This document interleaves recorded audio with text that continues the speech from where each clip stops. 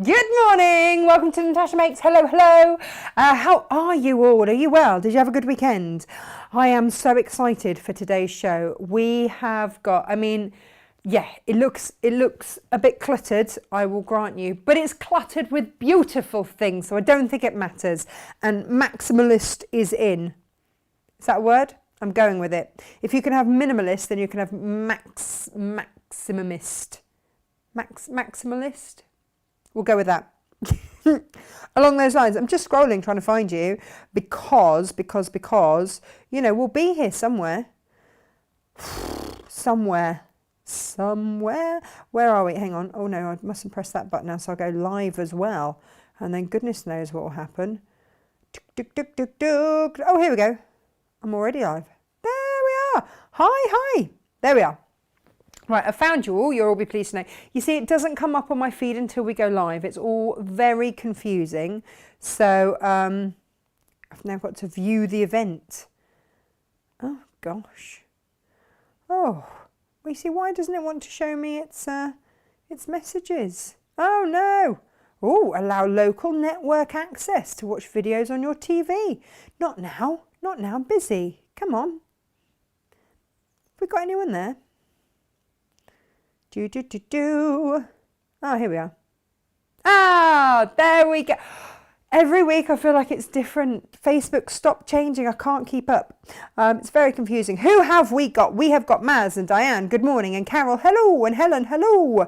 Only me. Steve. Oh, Steve's not well. Oh, no. Poor Steve. Send him my love. Jan. Good morning. Good morning. Jess. Hello. Oh, you can stay, Jess. Good morning, gorgeous one. Good morning back to you, gorgeous one too. Morning, Tracy. Just having breakfast. Pears with salted caramel dip. Nice. That's how you want to get your 5 a day in, isn't it? Beautiful. I've eaten a lot of donuts. If I'm a little bit hyper, there's been quite a lot of sugar. My mum will be like, oh, did I teach you nothing? No sweet things before 11. No. It was Stephen's birthday on Saturday. Therefore, I'm still dining out on the cake for breakfast thing. Morning, Claire. Good morning, Laurie. And good morning to Patricia and Susan. Another Monday here. Yes, it is another Monday. Karen, star of John Scott's show on Thursday. Well done, you. My cave meat has arrived on Saturday. All I can say is, ooh, yeah. I've got some projects for you in case you don't already have projects. Good morning, Sean. Your like and share gift is on its way to you. You should have it any day now. And Leanne, good morning. And Pam, good morning. Oh, you've received your Creative Grids cutting mat and it's fabulous. Isn't it just? We love ours. Morning, Kate. Morning, Heather. Morning, Claire. Tidying the boys' room. I was kind of hoping it would all go away. It never does. It never does. Just kind of like sweep it to the corner. That's what I do. Morning, Colette. Morning, Anne. Morning, Linda. Can't watch live. Catch up on YouTube. That's right, Linda. Just join us anytime. Morning, Debbie. It's a beautiful day. It certainly is. Good morning, Naomi P. Hello. Good morning, Laurie. Don't worry about your spelling. Passes me by. Morning, Audra. How lovely to have your company. And Joe as well. Back from a lovely walk and settled in with a nice coffee. Oh, Elizabeth said, I'm glad I'm not the only one that has a problem logging in. They've just changed, or I just keep pressing it a bit harder until it happens. I think it's my equivalent of being the Brit abroad, that when people don't understand, I just shout louder. I think that, yeah. I just basically don't understand. Oh, we have me, says Lisa. Yes, we do, Lisa. We have you. We have all of your beautiful goodness, which has been selling like hotcakes over the weekend. We have all sorts of goodies and a scissor bundle that is sizzling hot. Just you wait. I'm very excited for these. I'm excited for the whole morning, if I'm honest about it. We're doing things a little bit differently today that we've never done it before. Ooh, hello from Jill at Ripon. Hello, Jill at Ripon. Lovely to have your company as well. Oh, Julia's had a vaccination. Fabulous. Yeah, Stephen really was not well after his. It ruined his birthday. Good morning, Myra. What a weekend. Everything that could went wrong, went wrong. Been in tears, but getting it made and it's working out okay. No, it's all good. It's all good. And Sonia says, good morning, Natasha. Great to be watching you whilst I'm catching up on my UFOs. Oh, get a few UFOs in the bag. Good job. PT's here. I've made her, yeah. Oh, okay. So Lo loves her scissors. So Lo, yeah. I have a little confession to make, Lo, because I love those scissors. I absolutely love them. And you might need these scissors as well, because I got overexcited. I found a great deal and I've passed it on to you guys, as I like to do. And yeah, I love them. Plus, I realise now I need to admit to being, I'm a scissor hoarder. Good morning, my name is Natasha McCarthy and I'm a scissor hoarder. I like scissors and I like them to match, which was why I loved the pink ones, because they match. And then I found these and there are so many more and they all match. I was like, oh! And Jane said exactly the same thing that I said when I saw them, when they've got the knobbly nut screwy things. Jane was more eloquent. There was no knobbly nut screwy things when Jane was describing these. But she went, oh, she said, my dad always said you want scissors with those on so that you can undo them and get them sharpened professionally. These scissors will last you generations. Generations, I tell you, generations. And I will show you those in a minute. Have we said hello to everybody? Or are there more? Are there more? Oh, morning, Amanda. Good morning, Steph. Sunny London. Lindsay, Juanita, hello. She's just received her smarts. Oh, good for you. Making the most of the buy two, get one free. Do it. Do it. You see, Laurie, I have loads of scissors in all sizes and colours. Absolutely. I think my daughter is taking after me on the whole scissor front situation when I found Freddie's storage boxes just snipped randomly. Poor Freddie nearly got the blame for that. He's like, I didn't do it, Mummy. Emily, have you had scissors near here? Yes. Oh dear, Captain Small. Right, today we are making a massive bag. Massive bag. And we're going to make stuff to put in it, all right? This is one, so let me explain. This is the Lisa Chandler Melba Picnic Collection by one of her designers, Emma. And the fabrics, of course, are Lisa Chandler's. We have got, Lisa has just sent off, I do like it when Lisa sends stuff TNT to me, because they send me a little email with a little van saying, we're leaving Brisbane, Australia. And it has a little van leaving. It's small things, because actually when Lisa sends me stuff, it arrives, which is amazing. Yeah, because it bypasses all the other rubbish and just whoosh, comes straight in. Brilliant. Brilliant. No ports or anything like that, because we fly it in. It's fine. So I know that Lisa's fabric will be here in a week or so.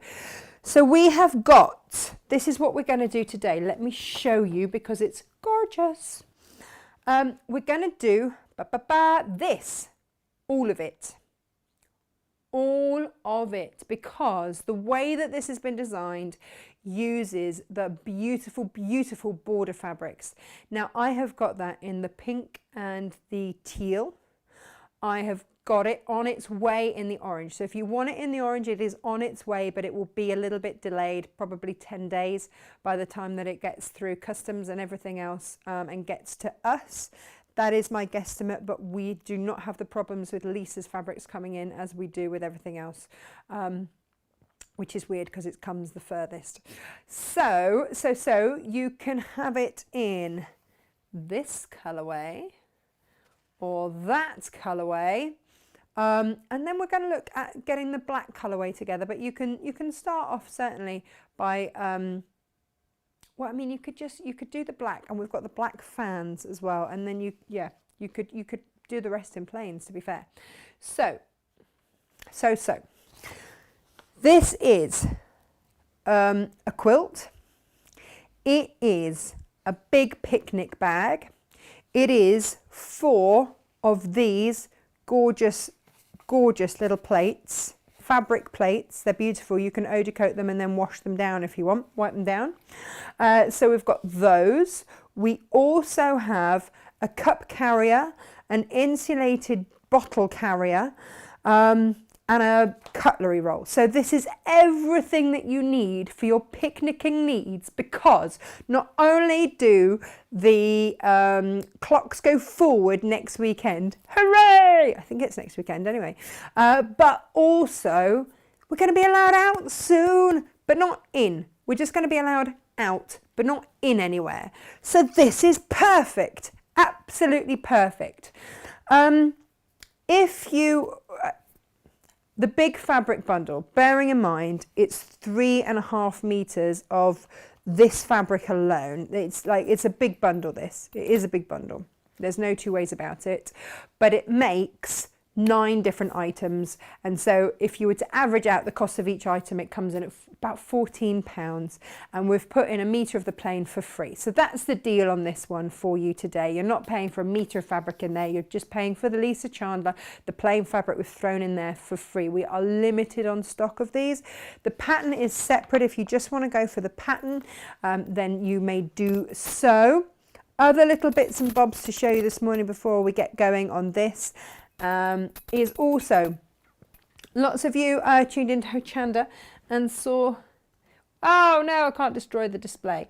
Now you've been asking for, you know that we do the fob ends, and this is the first time I've had the fob ends in rainbow. So if you want those, they are now on the website, and I just think they're fabulous. And my question to you is, I didn't ever really offer you guys the tassels. Do you want any of the beautiful tassels that go on these? Because you've got... Should I put a bundle together? Would you like it? Let me know what you would like. If you've already got the cork, then do you want me to just put like an accessories bundle together with some beautiful tassels and zips and stuff? And the fob ends? Let me know what you would like, and I'll throw a print out of the pattern. The pattern's free. It's on the Sally Tomato website. It's the wristlet. She's very kindly said that we're okay to use it. So there we go. We've got those. They sound like cowbells, don't they? Jingling around everywhere. Okay. Oh, right. So. New Lisa Chandler fabric that is in for your delight. Hang on a minute. This is just fresh off the plane for you. And a lot of you saw this in the newsletter. If you subscribe to our website, then you'll get the newsletter anyway. But how beautiful is that? You might already have bought some of this fabric. We have got projects to use this in coming up, or you might just love it and want it. So Lisa has done... Oh, accessories bundle, cool. Okay, Helen, I'll get that sorted from... Oh, yep, Tracy, yep, Heather, yep. Oh, good, okay, I can do that.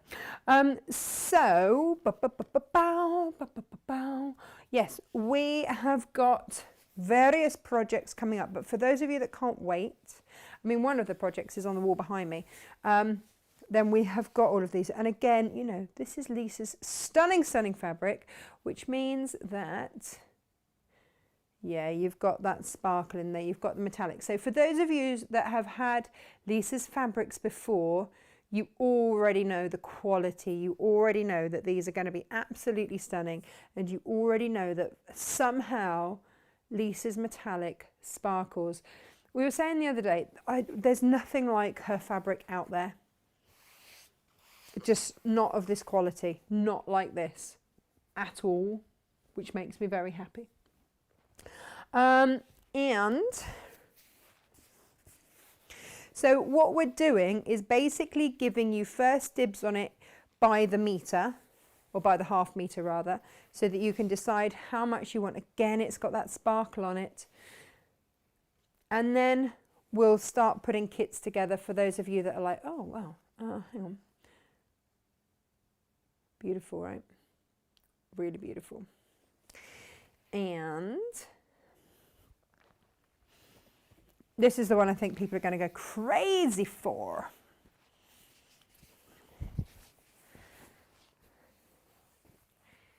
Look at him. Is he not stunning? Oh yeah, there he is. So these are going to all work a treat. So Lisa's worked putting together fabrics inspired by different cultures. And we're going to look at all of these because they're all rather stunning. Then, I mean, so this is the other idea. You know the Hampton stripe bag that you do, I'll have to make some up. You do the stripe in the blue and then you have the dragon for the lid. How stunning would that be? Just gorgeous. I forgot about that. We were planning that the other day on the phone. Lisa, bless her, because obviously she's in Australia, she drove home with, not, you know, on the phone with me. Hands free, of course, from Ho Chanda, because I do worry driving home on the late shift when I've been up since goodness knows when. Look at that! I mean, as a standalone fabric, that is divine. But if you mix it all up with all of these other fabrics, it's just so beautiful. Oh, Margaret, accessories bundle. Yep. So there we go. That's what's new. What's new from Lisa. And again, we'll get these in. You guys can have first dibs, always first dibs for you lot. And then we'll start putting different kits together. But by drag, you see, oh, yeah. Beautiful, beautiful, beautiful. Beautiful, beautiful, beautiful. Lovely. Oops. Just tripped over my own phone. Health and safety, health and safety. And there we are. I love these blues. And it's not hard white on here. It's a really beautiful soft cream. Just gorgeous. The detailing in it, as ever, absolutely sublime. Beautiful. And just, can I just, I don't know if I can show you on this. Can you see the cherry blossom has got all of that metallic sparkle on there as well. It's a bit special. So that's what's new. That's what's new. What's in and what's new. So do make the most of that. There we go. I'll put that one up so that you can see that one there. We're going to be making this soon. And if you want to make this bundle, but if maybe you just wanted to make the bag, then we have got, don't forget that as the border fabric as well. So we've got 3 different colours in the border fabric. We've got the orangey one that is on its way. We've got a couple of bolts of this. I can't make up the full collection out of that yet, but I'm working on it. Lisa, we need to do a stock take. She's in the middle of putting together the most amazing exhibition in Australia. She was FaceTiming me this morning and showing me everywhere that she's got the most stunning.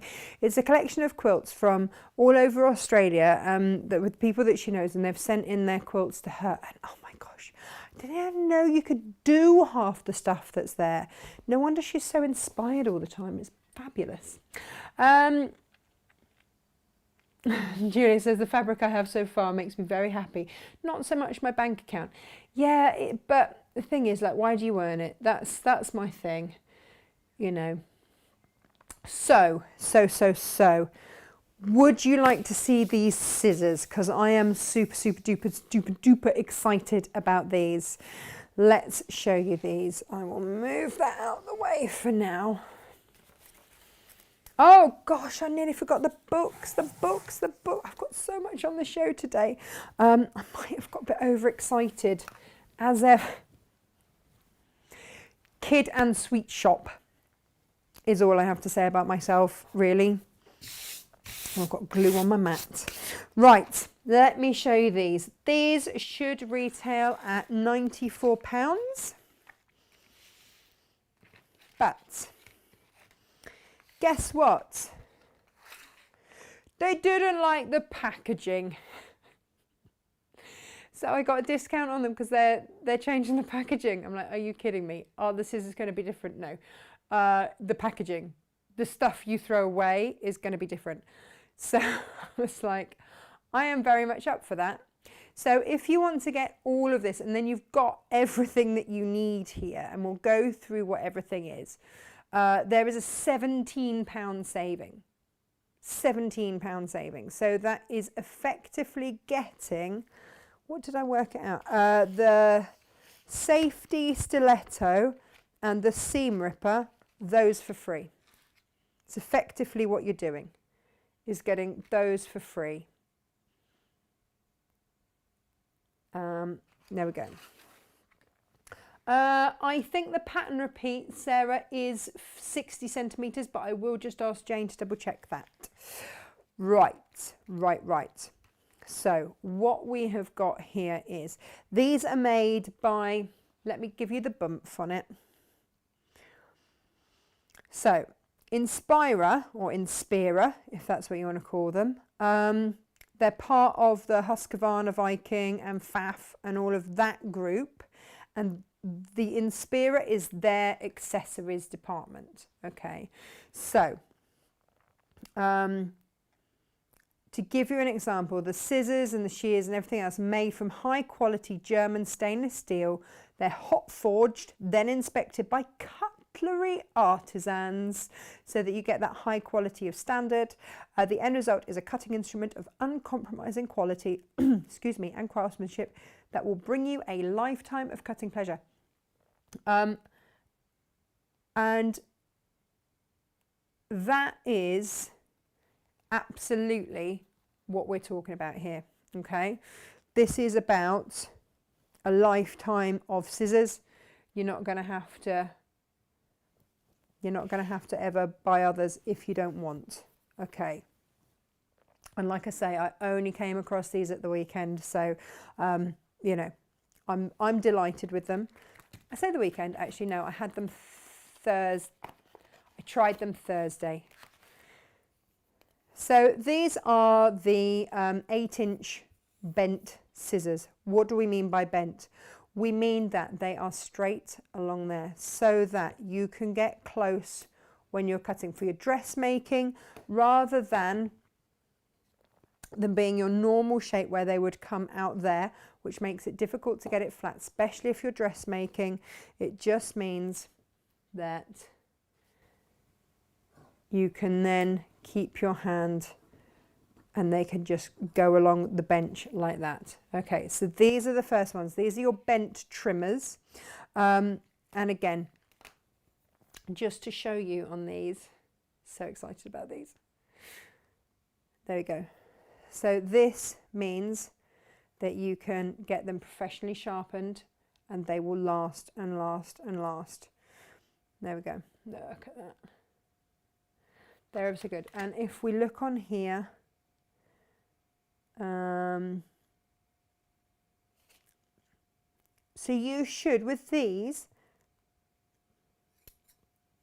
oh, listen to that. Yeah, this is going to cut through, easily cut through multiple layers, and they do, because I've been trying them out. Because I'm not going to say yes. I only said yes to these this morning, and I'll pick them up this afternoon. I wanted to give them a good try out. And I am really impressed. So I used them all over my Hochanda shows at the weekend. Now these are your micro tip embroidery scissors.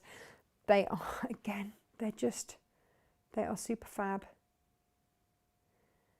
Look how sharp they are. Whee! So they are the micro tip embroidery. So you've got those in there as well. Now these here, these are your easy snips. Let me get them out of here and you can have a look. And these just mean, because they're curved, it means that you can get in. So these are going to be perfect, especially if you're working on something that's shaped and you can't quite get in, being able to go in look at that angle and get it, but not damage the fabric, is absolutely perfect. And it's a nice, easy squeeze like that. Let's pop their lid back on. They've all got like little safety liddy things like that if you want to keep those on.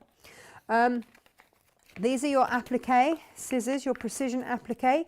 Just to give you a bit of a hint, Jane's next quilt is going to be applique. So you might want to get ahead with these. So these are knife edge blades. Angle allows for easy access for hard to reach areas and flawless controlled cutting. I'm liking these. You can get in. I'm enjoying those. And then your duck build. Now, these are scissors that you don't need until you need them. And then you're like, why don't I have them? And then you have to wait for them to arrive.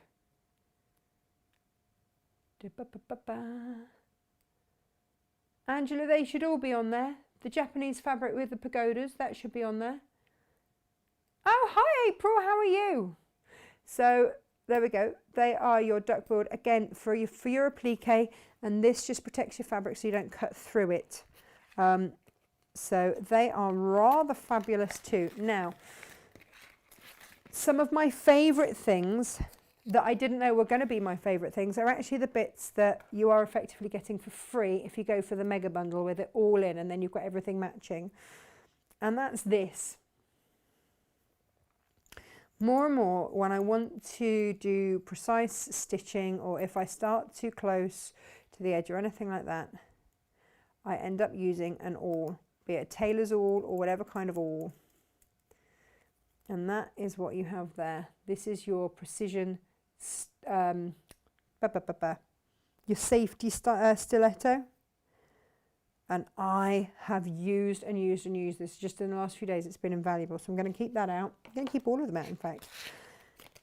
And then this. Oh my goodness. I got very excited for this. You see, Elizabeth still needs duck bills. Exactly. And this is, that is your seam ripper. That is surgical steel. That's your surgical blade. Okay, incredibly sharp. But this morning I mis-sewed one of these sides and I had to unpick it. There was no other seam ripper that I could get in and get in so close and take it out. That tiny, tiny stitching. This one. Oh my goodness. This one. And not only that, but it comes with, this is what I mean by it's gonna, like, these will last you a lifetime. It comes with replacement blades. So you get 3 blades with it. Obviously, that's the one I've used. So I'm really impressed with these, and I hope that you like them as well. But they're on the website in different configurations, just to be able to give you the best value, really, because it's only because I bought in bulk that I got obviously the discounts for you. So I'm happy to pass them on. And there we go. So I think you can get like just the applique ones if you want.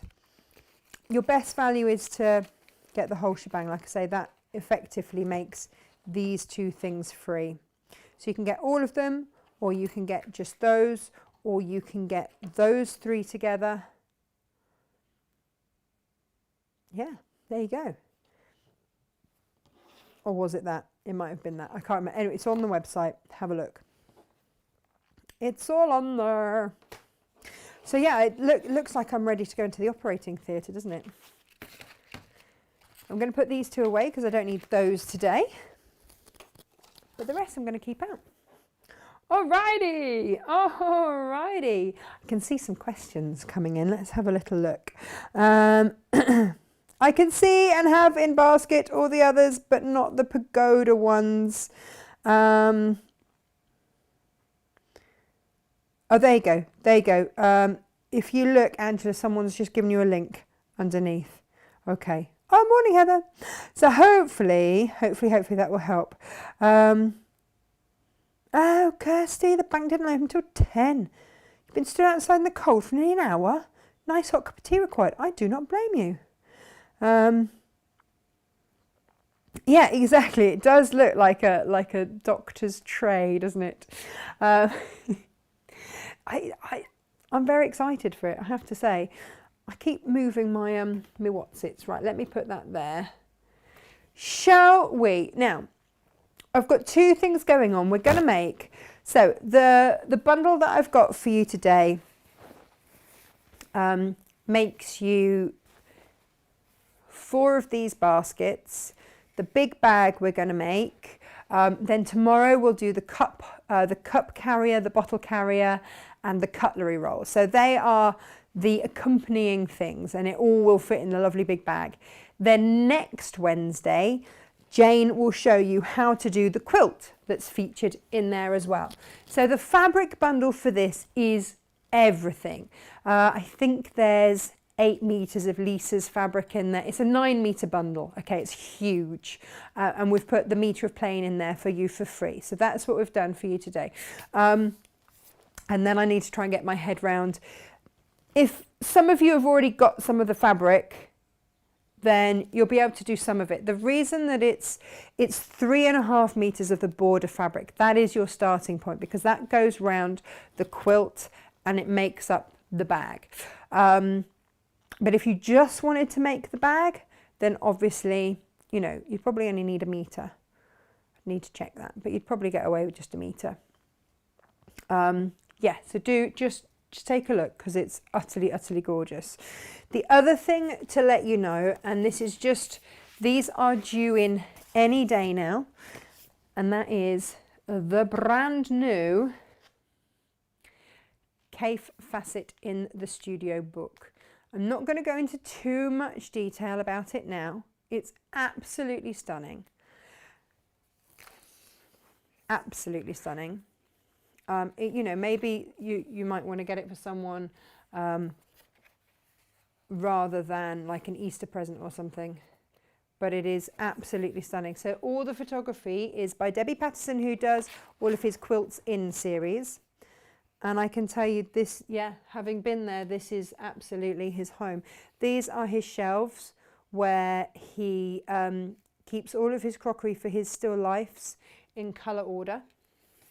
I think Brandon has a hand in that. Some of his still lifes. Because he's still, you know, very prolific in his artwork and everything else. So it takes you through basically his home. That's Brandon's studio downstairs. And there you can see him out in his garden. So everywhere else is just bursting with colour, but Brandon's studio downstairs is just, it's the breathing space. And this is his bathroom, I think, if I am right. I think so. But yeah, it gives you an idea of everything that goes on in there. And I will talk you through this in more detail, of course. That's my coat. They've got my coat in the fashion bit. Oh, I'm finally fashionable. Only because Kaffe and Brandon made it so. But yeah, so this is everything that's in there. It's just a stunning, stunning book. Now, the reason I'm not going to go into too much detail of this yet is, oh, there you go, look, you've got all sorts in there, needlepoint and quilts and goodness knows what, is because I will be interviewing Kaffe remotely. Don't forget, we've got his Quilts and Burano signed books. These will be signed. They've got the book, what we call book plates in. Now, book plates are normally where you would put your own name in, but instead Kaffe has signed them and the book plates go in like that. They will be here any day. We've already got the book plates. But yeah, so the reason that I'm not going into that too much detail today is because I will be interviewing him, and that will go out over the Easter weekend. So instead of our normal show on Easter Monday, we're all going to have a day off, and we will send out instead, because we're not going to leave you without anything, we will send you out a proper treat, which will be my interview with Kaffe. Okay, so that's the plan. That is the plan, getting ahead for Easter. We will be discussing in detail his book then. So that's how that one is going to pan out, if that's all right for you all. Any other questions before we get going? Oh, there we go. The pattern repeat is 12 inches on the Melba stripe border. There we go. I think that's the one. Yeah, there we go. Feather dusters at the ready. Yeah, all that dusting. Yeah, I'm not sure that. Once it's dusty, isn't it? You know, let's not worry about that too much. Righty-ho. What would you like to do first? Shall we do these first? Now, when you get your fabric bundle, just be cautious about how you cut these out, okay? The pattern repeat on these are 12 inches, okay? So when you cut, and this is going to be a 12-inch square, so you'll cut from the middle of there to the middle of the next one, and that's your 12 inches. So from middle to middle is your 12 inches. So you're going to want to cut out 4 of those, and then your backing fabric, which in this case I'm going with the lovely jade. And then for these, right, there is various interfacings that you can use for these. The reason that these ones look so gorgeously crisp is because I wrestled, and it is a wrestle at one point when you have to turn it through. It is a bit of a wrestle, but it is worth it. And that is the S520, the Visaline S520, which is an iron-on stiff interfacing. It's the stuff you use for pelmets and belts and stuff like that, but it works an absolute treat for these because you just want them so you can put your rolls and, you know, beautiful things in there. And like I say, if I'd had more time, I would have Odie coated these so they could be wiped down. If you are Odie coating, please Odie coat the fabric first, let it dry thoroughly, then cut your pieces out, because you want to get the Odie coat. You want to do it one way for the warp and the other way for the weft. You get a little, looks like a credit card that you just work the Odie coat into the fabric. Odie coat is basically a waterproofing agent for your fabric. So it means that that can then be washed down. It can just be wiped down. That'd be absolutely fine. Which is fabulous. So this is what I'm going to use. This already is happily 12 inches in width, so it was perfect for the job. So I'm just going to cut myself a 12-inch piece. There we go, and then we're ready to go.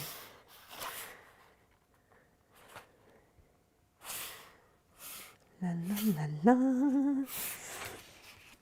I haven't used this stuff very much, I'll be honest. So I was learning, and I can still never remember which side is the adhesive side. I always have to have a little check, a little corner test, if I'm honest. But, you know, I will always be honest with you guys.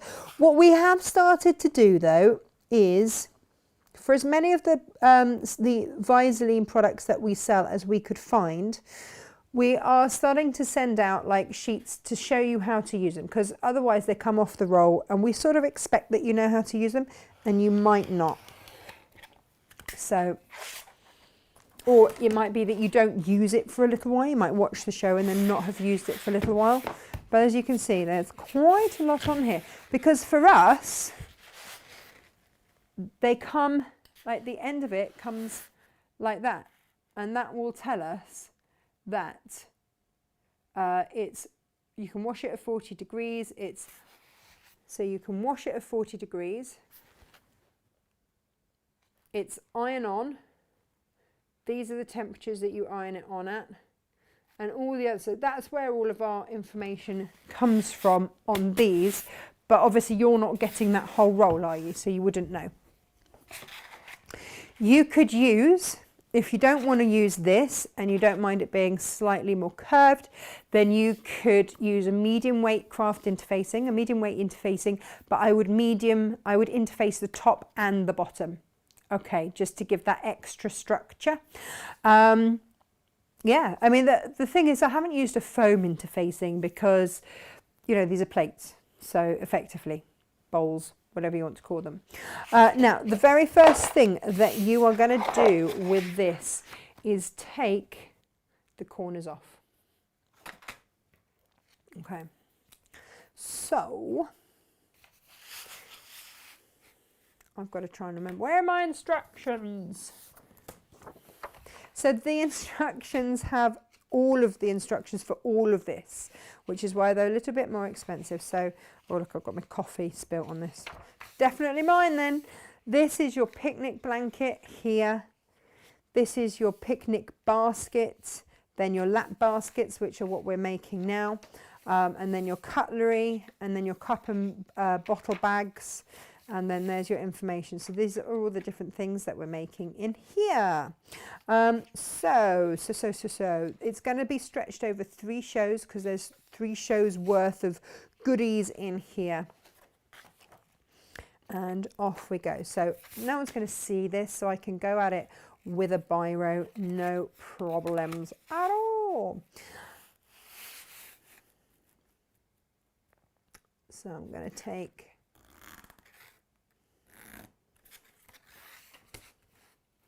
now, there are a few little things that I have just done ever so slightly differently. Namely, rather than making my own ties, and you get all the instructions as to how to make the ties in there, what I have done instead is I've used ribbon for the simple reason that I didn't have time to make matching ties. But what I did happen to have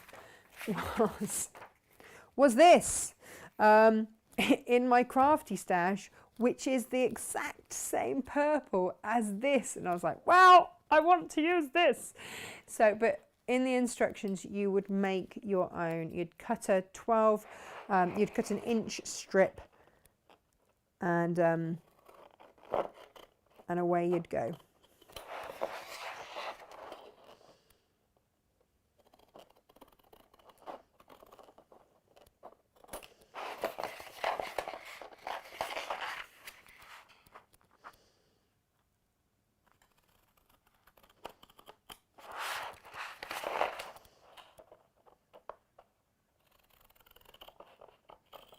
There we go.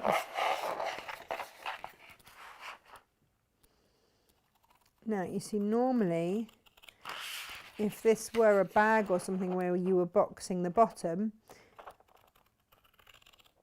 you would you'd be doing this to all of your fabrics as well, but that's just not the case.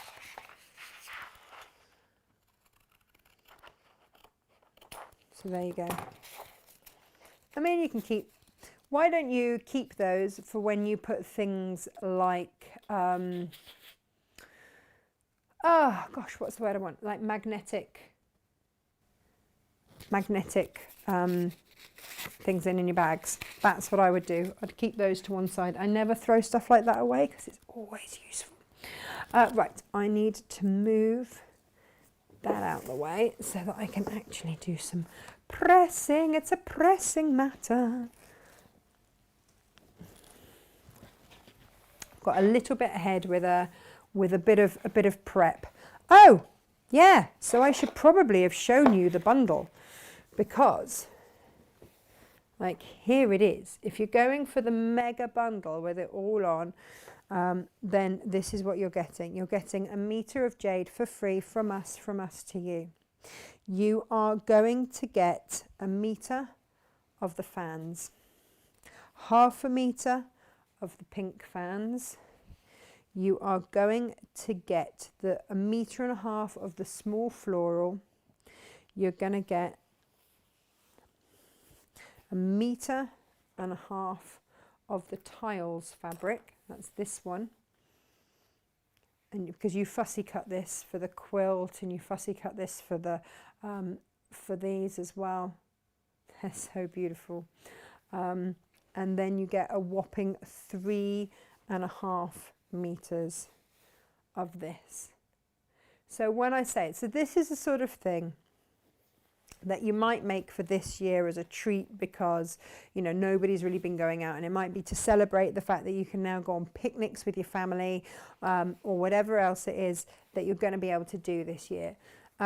But then going forward for future years, for me, this is like, my family love to, my mum and dad every year go to Glyndebourne, to the opera, and they take a picnic. And they've done that for years. It's like their little treat to themselves. And we first went for my brother's 18th, so I was 15 the first time I ever went to the opera at Glyndebourne. And that's exactly the kind of thing that you would see. You know, these beautiful picnic sets, you know, champagne by the river. It's a proper celebratory set. And so I know that the price is there. There's a lot of fabric, and I know that, you know, I've given you a meter for free to try and help that. But this is something that you will keep, is going to be super special, that when you do birthday picnics or something like this, is when this comes out.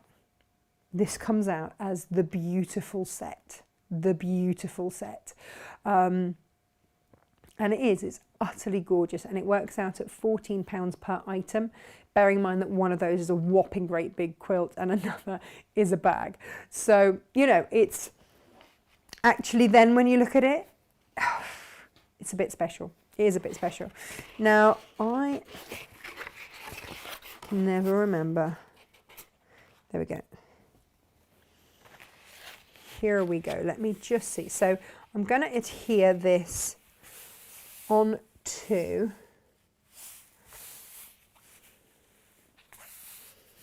one of these, and I'm going to just take my time and get this placed right.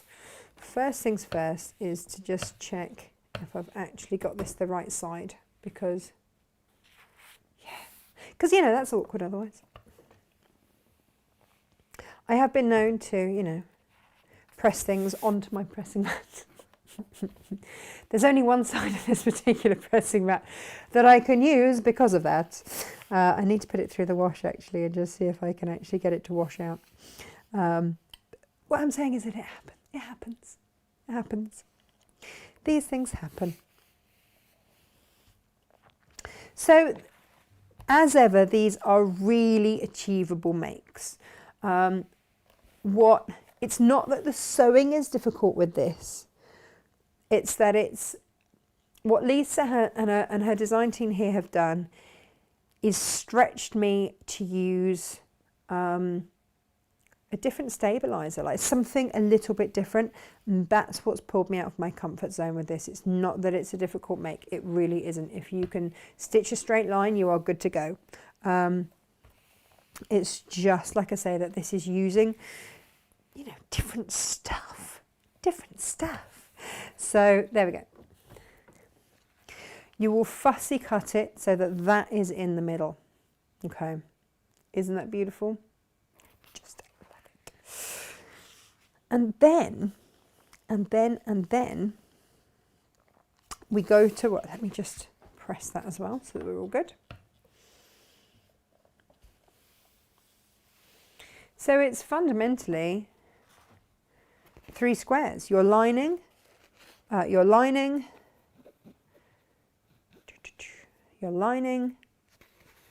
then the top, the inside of your basket, and then your interfacing. Like I say, if you don't want to wrestle it, because it is a wrestle, it's not going to be pretty. I'm going to warn you of that already. It ain't pretty.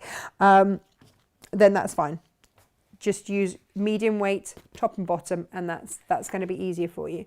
So the next thing that we need is going to be, so you would make this out of an inch strip of fabric like you would make binding. So fold it into the middle, press, turn over, press it so that it's basically binding. I'll show you when we do the handles. It's made exactly the same way, but just smaller. And then you could use your jade, you could use any of them, and you would be good. But like I say, we're going to get 2 demos done today, so I don't have time to be making lots of those. So instead what we'll do is we'll use the ribbon that happens to go perfectly. If anybody wants some of this ribbon, just let me know. because I appear to have quite a lot of it. So you're going to need 1, 2, going to need 8, 3,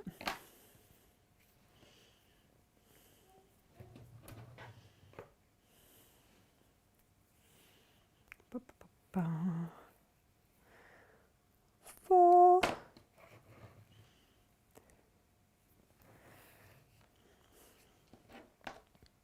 5. Probably should have done this before the show as well. 6.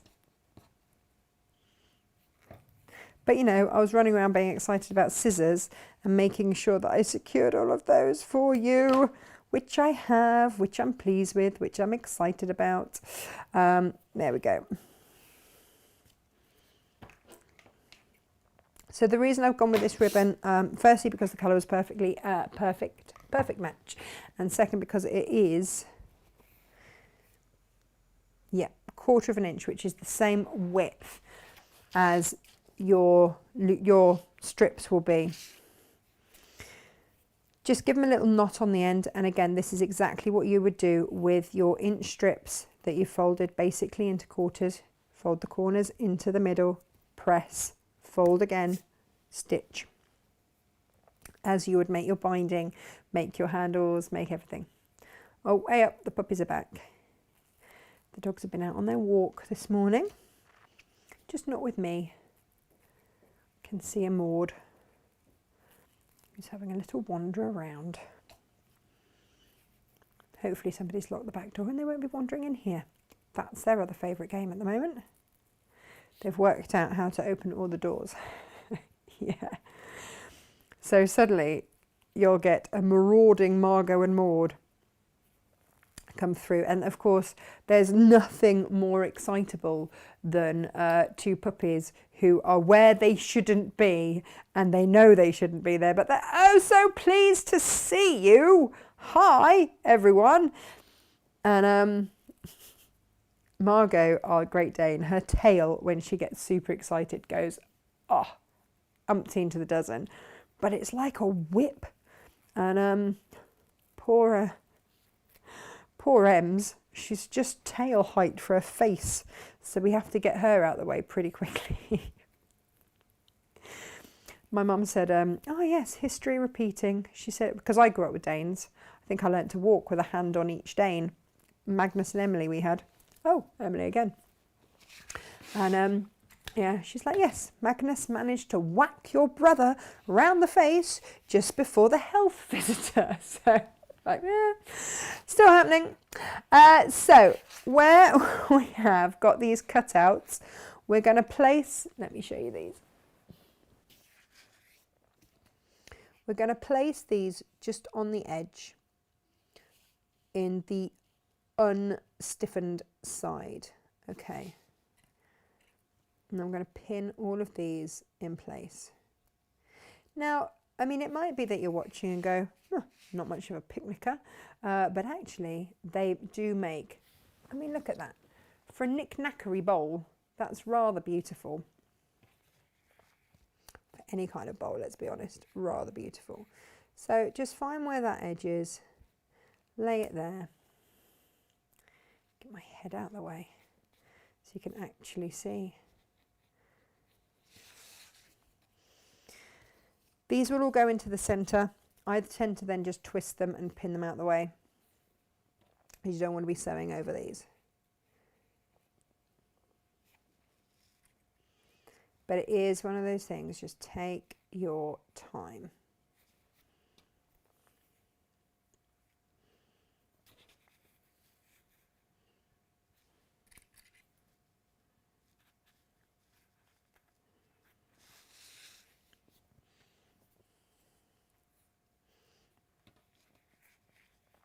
But it's these pieces of ribbon that when drawn up and tied create the shape.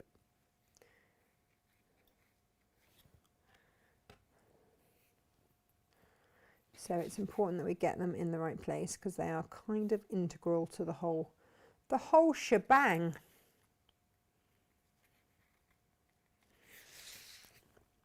But for me, I could just see like bread rolls and stuff being put on here.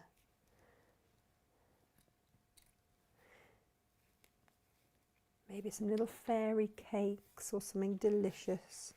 Maybe a pork pie if you're more of a savoury person. Lovely. Okay, so when they are all pinned in place, then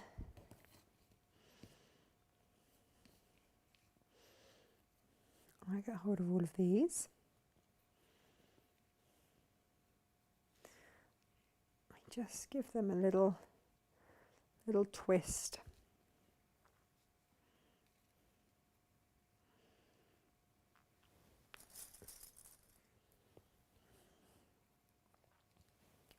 Just to keep them out of the way. Just to keep them out of the way. And then this goes on top. Now this won't lie flat because you've got stuff under there now. Oh, and a nose strip for a scarf. So what I would say is clip your corners and just, you know, make sure that that is all going to happen. Okay. I clip corners and midway. Because you know that you've cut it correctly, so you know that it's all going to work, but obviously all of the doobry whatsits in here is going to take up a little bit of space. And that's okay.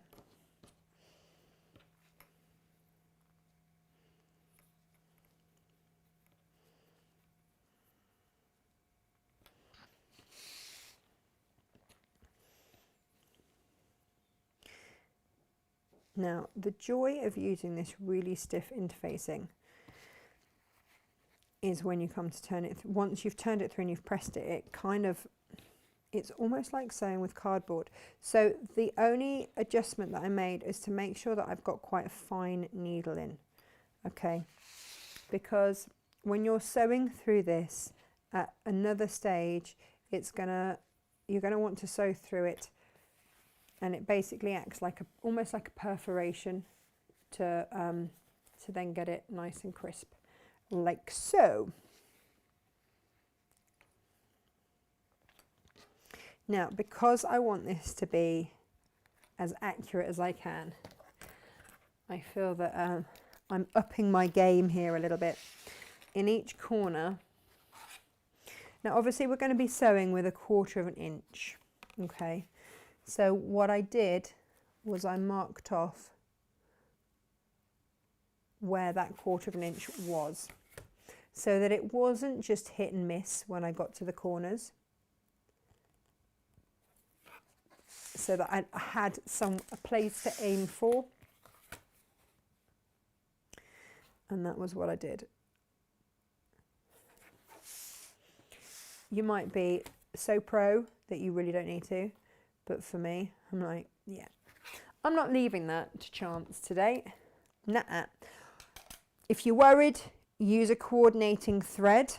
Obviously, I would love to be able to do that, but as ever, you guys kind of need to see it. So I've clipped, my ribbons are pinned in place, and now we're going to sew 1/4 of an inch round, leaving a turning through gap. Now with this stuff, the bigger the turning through gap, quite frankly, the better. We are right sides, aren't we, all together? Yes, we are. There's my 1/4 of an inch. There's my starting point. And what I found was that actually this became my friend. This stiletto became my friend, because, for example, at this point, I'm going to take the pin out, but I want to make sure, there we go, that I can ease. Can you hear the difference there as it goes through? Oh, if I unclip. As it starts to go through this interfacing, it will sound different, and that is all okay. If you need to just lift that a little to allow So you see, I'm lifting that fabric because obviously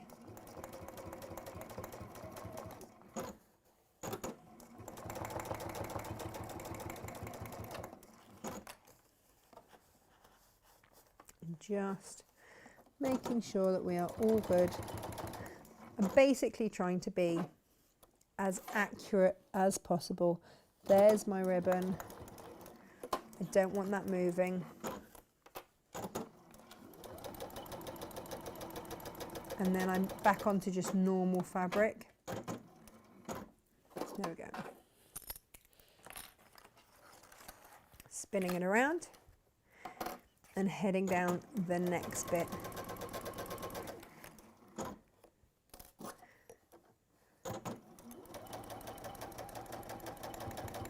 There, you'll hear as soon as it hits onto the onto that interfacing, you'll hear it. It just sounds different.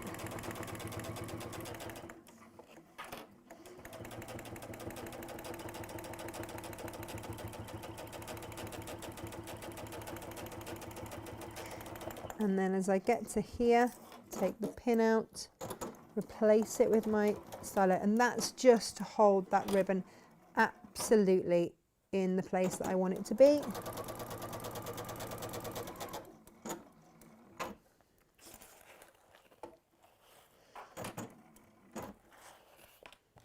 Here we go.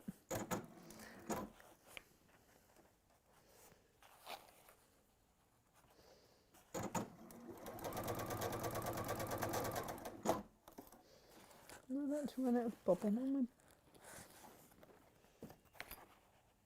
My bobbin has got itself at a slight angle there. Right, just make sure my ribbon is there. There we go.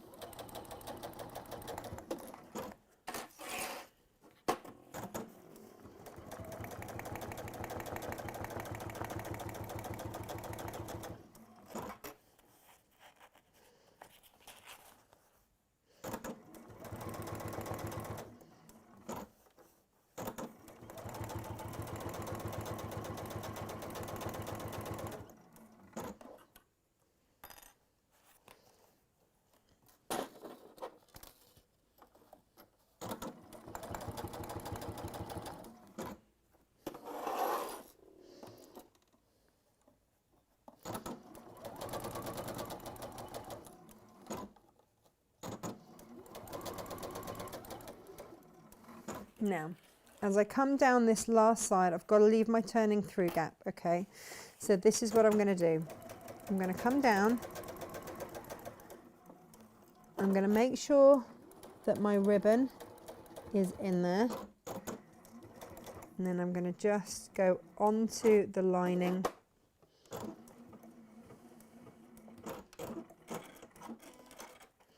And then basically that stretch I'm going to leave free.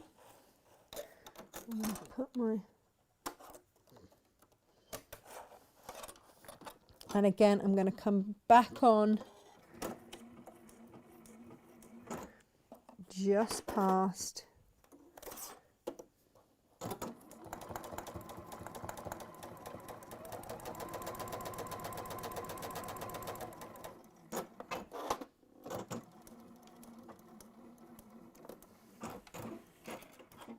There we go. So, gosh, the concentration. Let's put those away.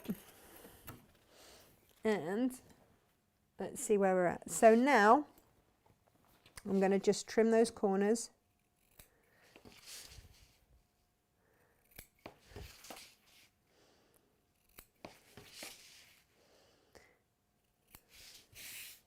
And there are a few little things that just make this easier.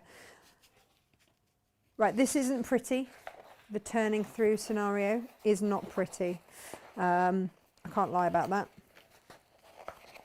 But don't worry, because what will happen is you will struggle to turn it through. There's absolutely no doubt about that. Okay, because this stuff is so heavy. And it will just look all crumpled and a bit of a mess.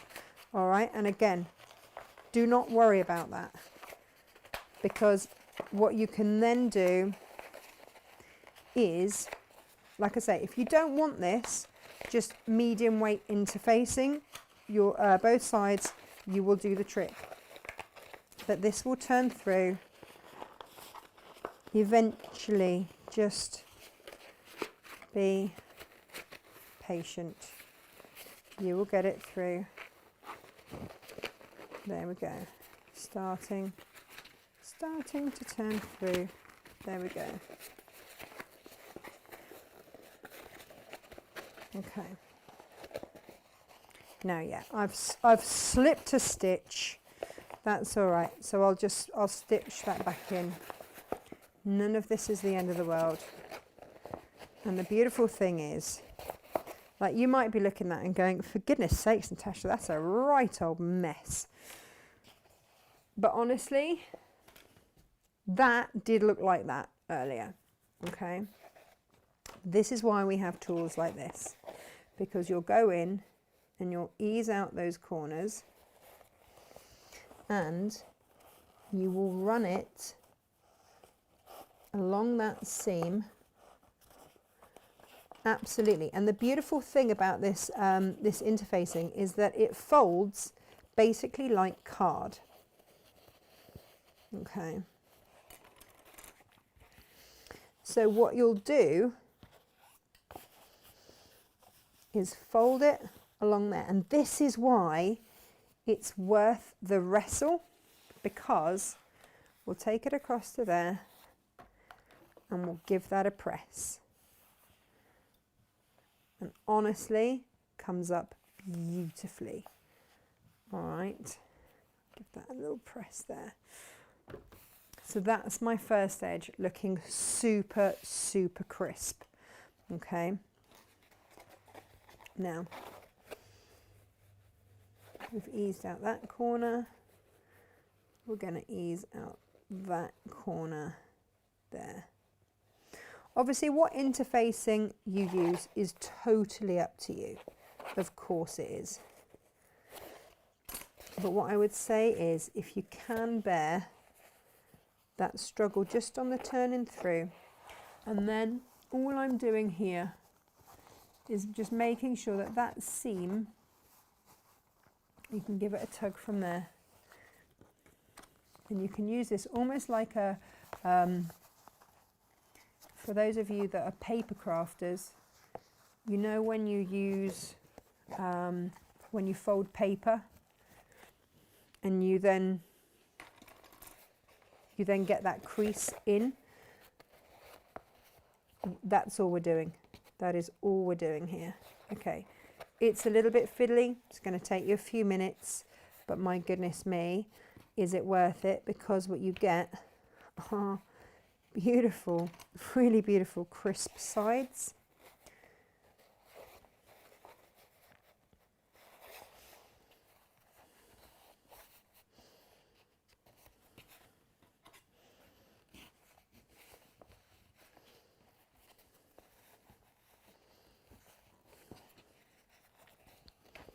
Now we'll top stitch all of this down, so really don't even worry about that.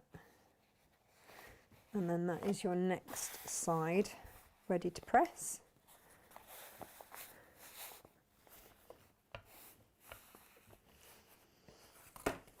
Now my question to Lisa was this morning, so your super fancy metallic-y stuff. Yes, Natasha, my super fancy metallic-y stuff. And what I mean by metallic-y stuff is the metallic finish on the fabric. It's like, is that actually okay to press? Because I'm going to be pressing the whatever's out of this. She's like, yes, it is absolutely okay to press. Like, oh, thank goodness for that.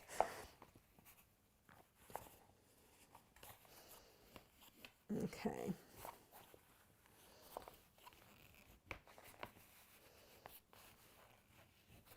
So basically just using it like I would a cardboard and just scoring along those edges like so.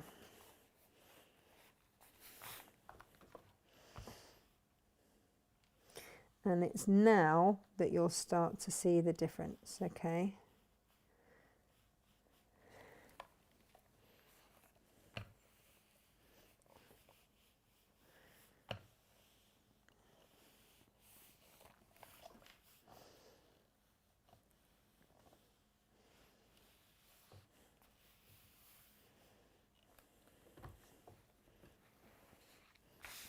Different? Yeah? Okay.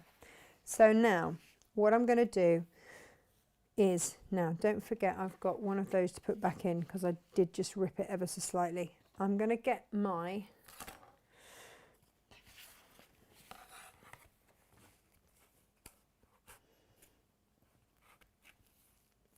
ruler, and I am literally going to score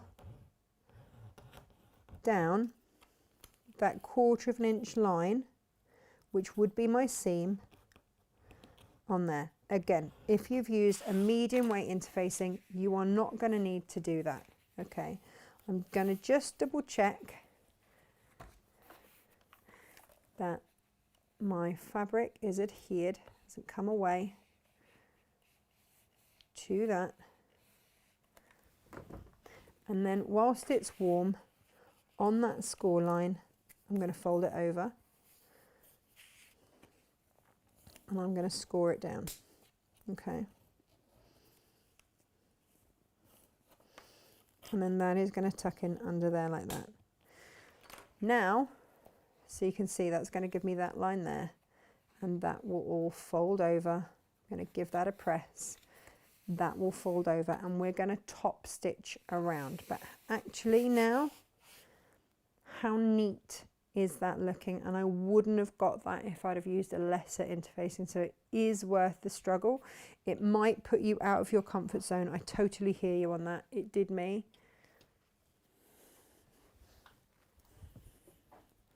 But honestly, it's worth it. So on this underside here, I'm just going to press that under so that I'm basically recreating that seam. Okay, so I'm going to press that now, and then I'm going to get lots of clips and clip it in place. Hooray! Sorry, you can tell I'm concentrating, can't you?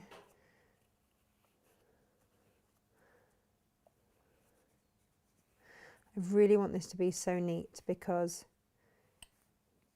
I do want this to be, because my family has like the tradition of going, you know, for picnics.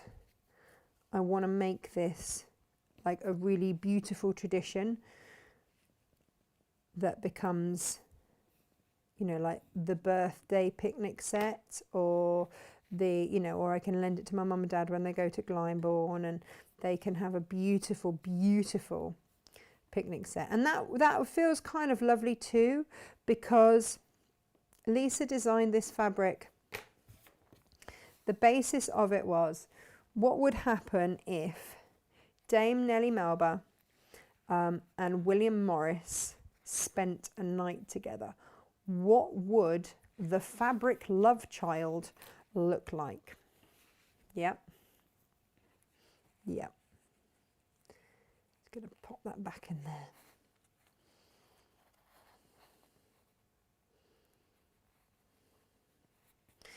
And that one I can pin in place.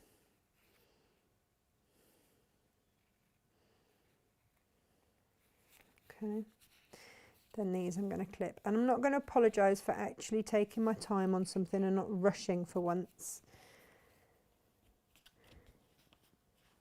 And I want you to do this as well. Really do want you to really take your time on this. Now you can slip stitch that shut for sure if you want to, or I found that actually just top stitching did the job. Okay. Now what top stitching is going to do is, of course, make sure that all of these others are beautifully in place as well. So we're going to stitch really as close as we can all the way around. Now, when I did this on my other one, I do know that you do have to be quite accurate, just because of this stiffener that we've used. So again, if you feel any way unsure, just use medium weight interfacing, you'll be fine. Okay.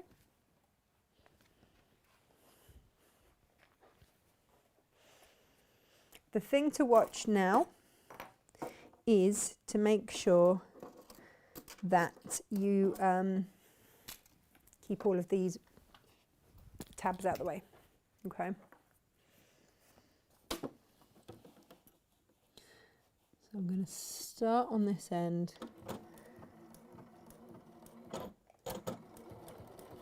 And again, this is where I've started too close.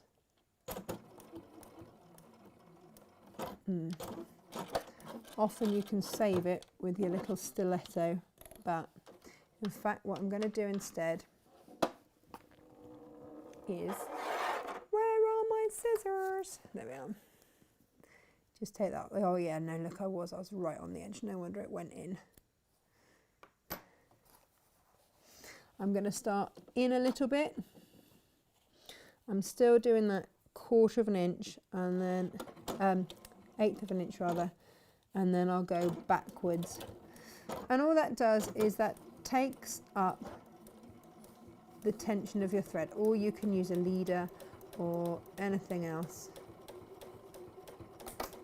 Whee! Oh, that's what was holding it back. My clip. That's just gone a-flying.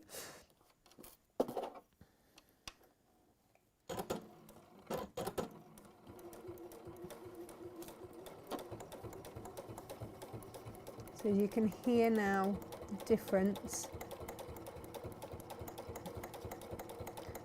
as we stitch through.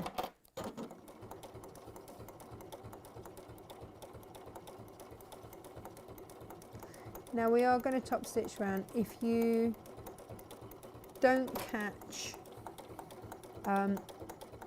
any of the seam, then you can just go back and slip stitch it shut. Like, it's really not a problem.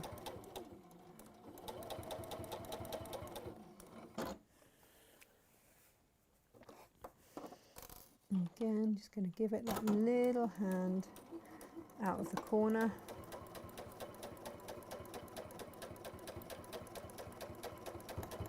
And there, you can just hear it as it just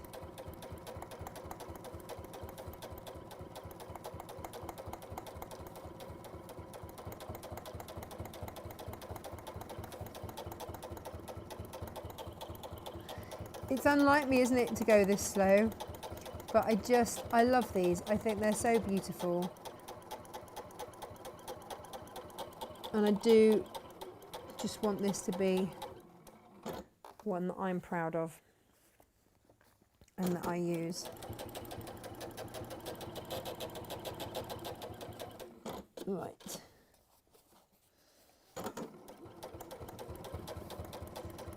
So a different noise as we hit that interfacing.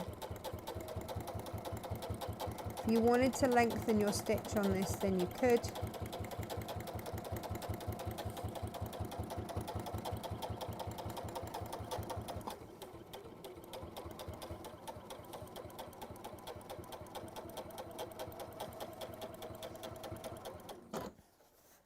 It's like your car, isn't it? You know, you get used to the different noises that makes.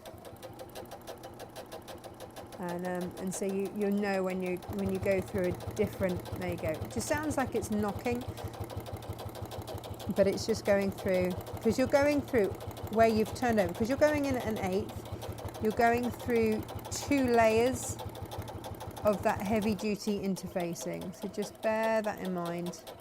Probably going a little bit quicker than I should.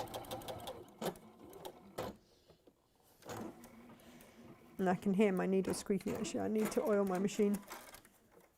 There we go.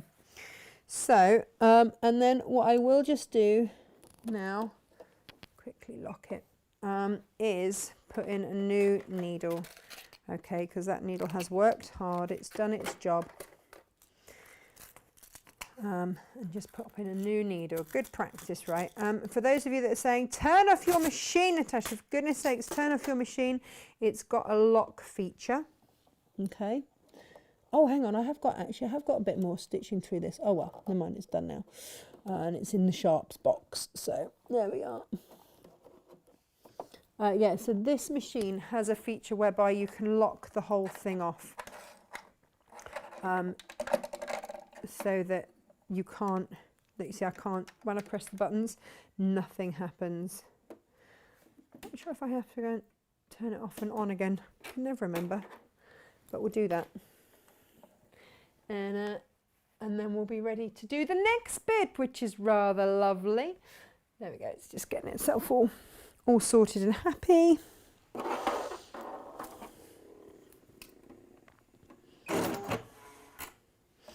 Right, so quickly rethread, and then we are good. Oh, well, we will be good to go. All right, so we have top stitch all the way around, a quick tidy, wonders never cease, hey? We've gone all the way around and it looks like that. Great, brilliant. How's that going to keep anything in? So the next thing that you want to do is get your ruler and a marking type tool. I'm going to go in with my pen, my chalk pen. Get those nice straight edges. Get me, hey? And draw yourself. All right, and what you're doing is you're pretty much going down the edge here. So where basically, there we go, where your turning point is. And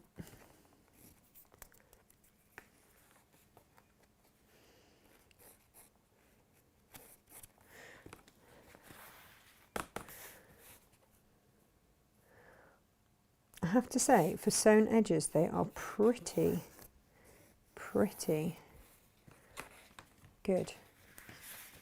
And then you're going to stitch along there, and that again is going to give you a line for you to basically fold this interfacing with. Okay, so we've got a line, and it's going to go all the way off. We're going to stitch all the way through. Okay, that is the next thing to do.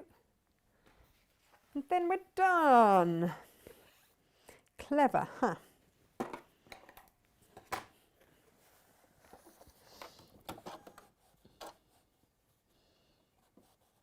Okay.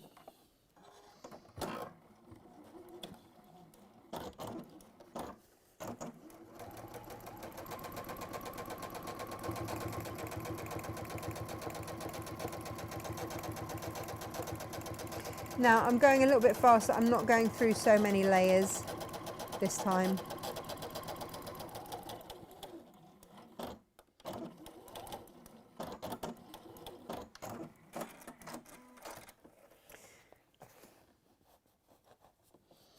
If you want to use a little leader thing so that you you know, you don't get all of the threads, and there we hit the lining, then that's great. Please, if you're using any kind of marker pen, please do check that you can wipe it off, that it's not going to stain this beautiful fabric, because I would be really gutted for you if you use something that didn't wash off. Make sure all your ribbony bobbiny bits are out the way. Again, more technical terms, right?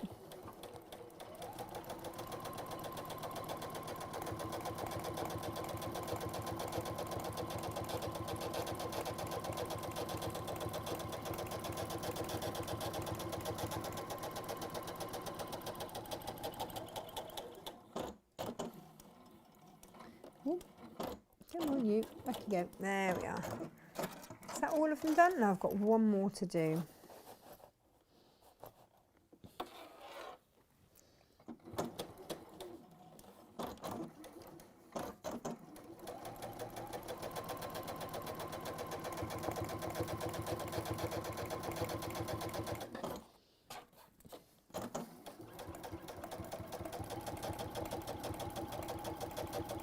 The other thing just to note, by the way, with these interfacings is please wait to sew until they are cool.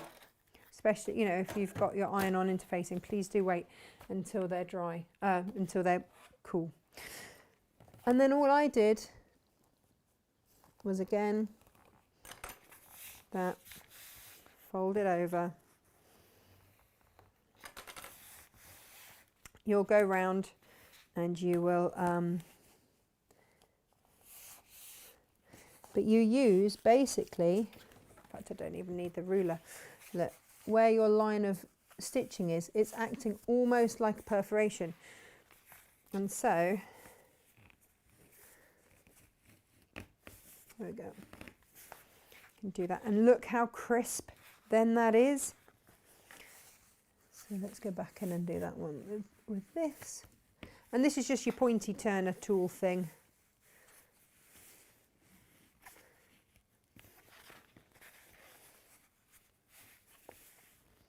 But that's why it's worth wrestling with that interfacing. Obviously I'll go round and tidy up all my snippy bits and then just take your edges up and tie them off beautifully.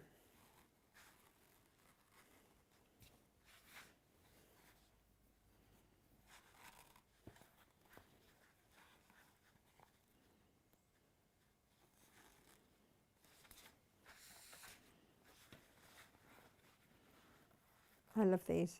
So simple and yet so effective. Let's see if I can actually tie a bow right. And the fussy cutting just makes all the difference.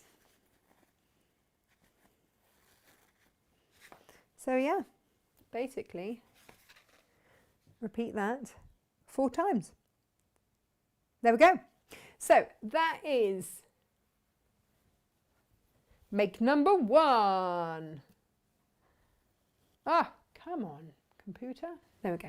That's your make number 1 this morning. And aren't they beautiful? Oh, I feel they should go on the dresser somewhere to look all stunning and lovely. Oops.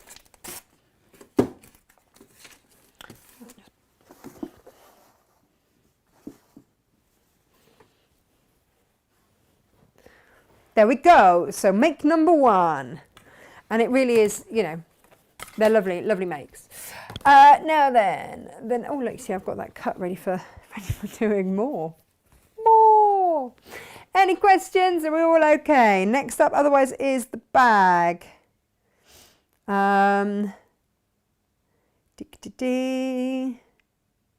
Morning, Natasha. Filling Nina's paddling pool, so having a sneaky peek whilst watching. That's all right. That's all right. Are you still laughing at my doctor's tray and scalpel? Oh, I've got a huge roll of that. Was supposed to be medium iron-on. More like the stuff for cat peaks, etc. that I can't remember the name of. Myra, and you've got your Odie Coat and you don't know what to do with it. Right, okay. Let's dispel the myth of the Odie Coat. Okay, Odie Coat is really, really super simple and easy to use. All right, you will get yourself a brush, Myra. Oh, gosh, I haven't got all the bits and bobs. This one I've used a lot and I can't open it now. Ah, it's glued itself shut. Well, that cuts that one short then, isn't it? So basically, Myra, what you would do is work on a mat that you can wash down, wipe down clean afterwards. Get a brush, brush it on, just any old brush doesn't matter, and then it comes with a little card with Odie Coat written on it, and you want to work it that way. So you've got your warp and your weft. Your warp goes warp and your weft goes left. So you work it into those just with your credit card like that. Spin it. Work it the other way, so that, and that's just to make sure that it's covered, and you'll know because it will go a different color, then it dries the same color. It just dries with a gloss on it. And if you want it more glossy, like it doesn't get more waterproof the more layers you add, it just gets more glossy the more layers that you add. I only tend to do 1, and that's perfectly fine, and I did those a year ago, so I made gosh, over 40 pencil cases for Freddie's school, all Odie coated. Every single one was Odie coated, so that they could wipe them down at the end of each day, and they're still using them a year on. So it really is good stuff. So and then just leave it to dry. Then do your cutting, because in working into those fibres, you might warp the you know, your fabric ever so slightly. Just pull it out of alignment slightly, which when you are fussy cutting, you know, so for these, cut your, you know, I'd cut a slightly wider strip and then Odie coat it, then trim it back. That's what I would do for that. Not quite the demo that I'm sure you were after, because I can't open my pot. And I'm not going to use my pokey new tool to do that.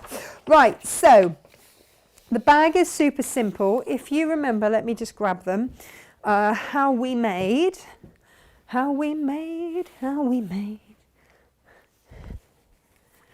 you remember how we made these, it's basically the same, but just different dimensions. Let's hang those up over there. Oh, hello, love. You can have that. Goes with your scarf. Beautiful. Beautiful. There we go. And then you can have that over there. We're getting quite the collection going on, aren't we now? So. Let's have a look. Right.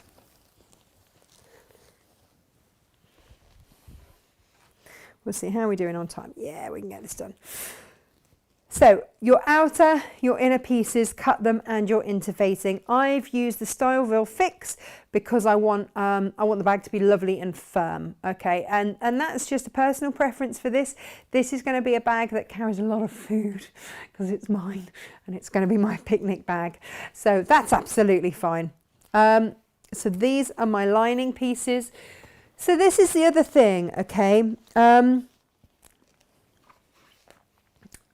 This fabric is lined with this as well. So this is from your border fabric. So it is posh, like, and that's what I mean. You know, that's why there is the price tag for it. And I'm not apologizing for the price tag, because you absolutely get what you pay for.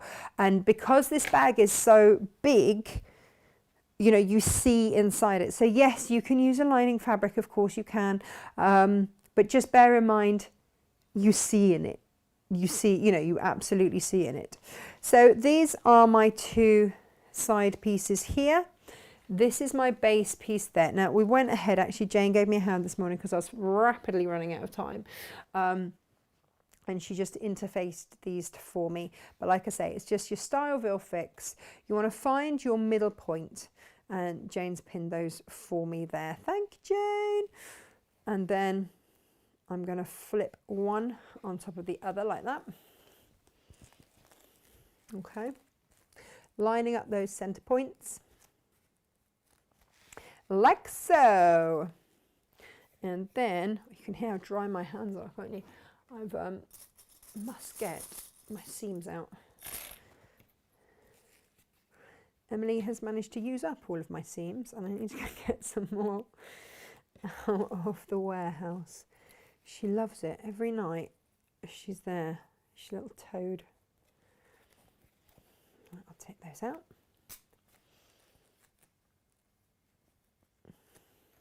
And I must get some more of the hand oil as well. That's what would actually really sort this out. If you've got really dry hands, and this is because I've been working in the yard with the horses all weekend, the hand cream, and working in the warehouse and stuff, the hand cream is really beautiful with the oil as well. So you put your oil on when you go to bed, and the hand cream over the top if you really need an intensive, or if you've got kind of dry skin on your feet or anything like that, you can use it on that. But it's really beautiful. And also the Seams hand cream, if you've never tried it before, has a beautiful aroma to it. You can't use it if you've got a nut allergy, because it does have macadamia nut oil in it. But yeah, it's very, very beautiful, and it just moisturizes better than anything else. It's just lovely, in my humble opinion. And the sanitizer smells as beautiful as the rest. I'm so done with having, I'd take it on a little, with one of the sanitizer bottle covers that we've, actually that was Gemma's make, wasn't it? And it just, oh, I just love it. Right, this is a long stretch, okay? If you want to, you can start from the middle and work out if you are worried about things moving around anywhere. It's up to you.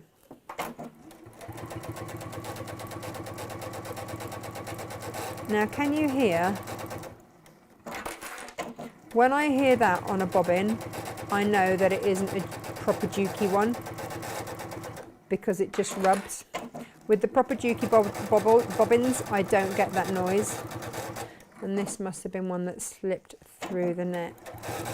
In fact, yes, the colour that I'm looking at bobbin-wise, I know I haven't used that for a long time. But it does make a difference. There we go. Let me just see if I can adjust that, make it a little happier. Yeah, it hasn't got. So I went through, I've got so many bobbins, and I went through and labelled all of my proper official dukey ones with a J on. But I think a couple slipped through the net. That one hasn't got a J on. So that is going to be my base there. And I'm going to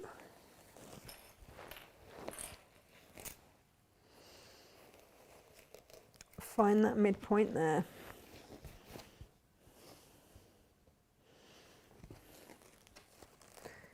There they are. And then just clip and pin.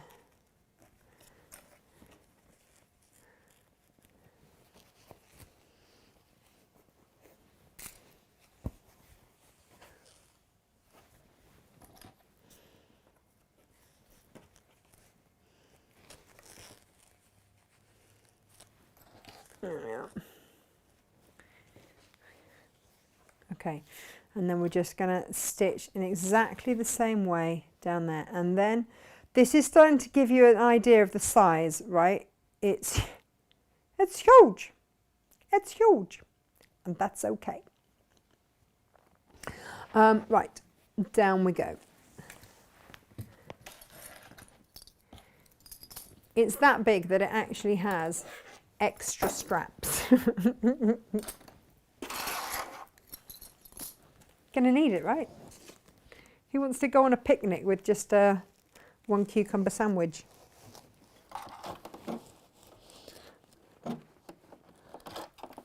I have lockdown lard to maintain. Now, let's get this through. Whee! Again, if you want to, if you don't have the space, then you can just start from the centre and work your way out. Either side, you can do that.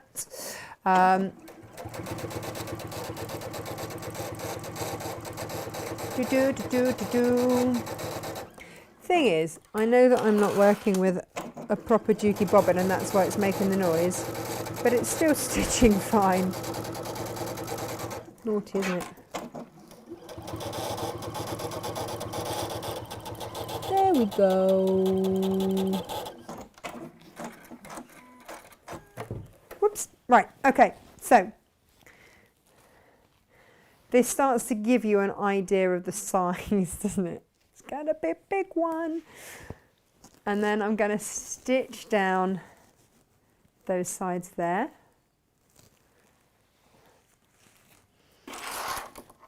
It's just, it's really voluminous. That's the word I'm going for. Yeah. Yeah. That is the word. Right, so forwards. Oh, I've got a squeak as well. We're all going on, aren't we, this morning? I'm going to lift that out of the way so I don't knock my tea over. You know, the important stuff, right?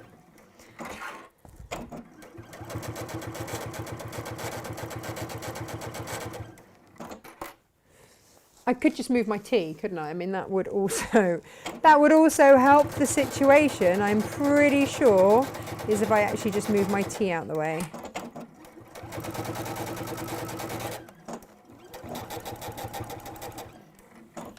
Now, this is your box bottom, okay? This is what's going to give this all that lovely, lovely space. So look how beautifully that just is going to sit in there. And again, I'm going to clip that into place.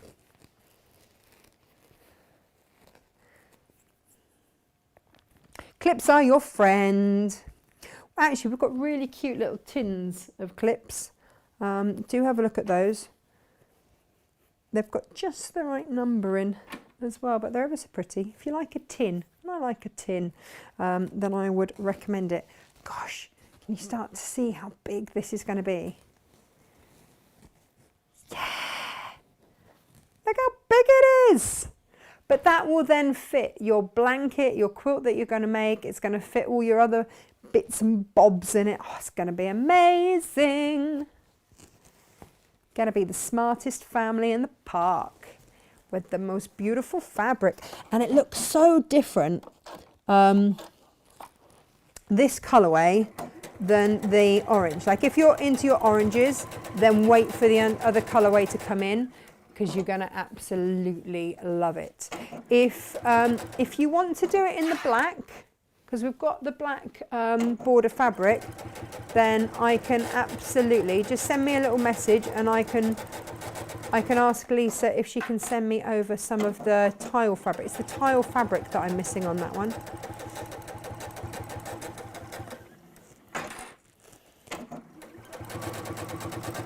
So again, this is a really simple construction, and I will do exactly the same for the lining as well.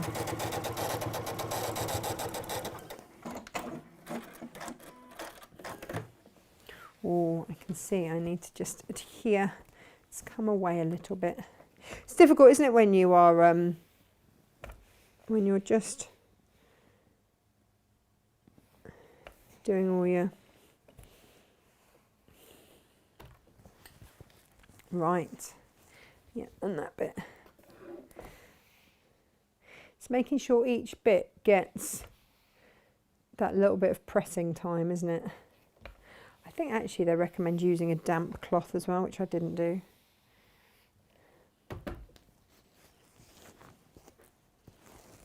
Okay.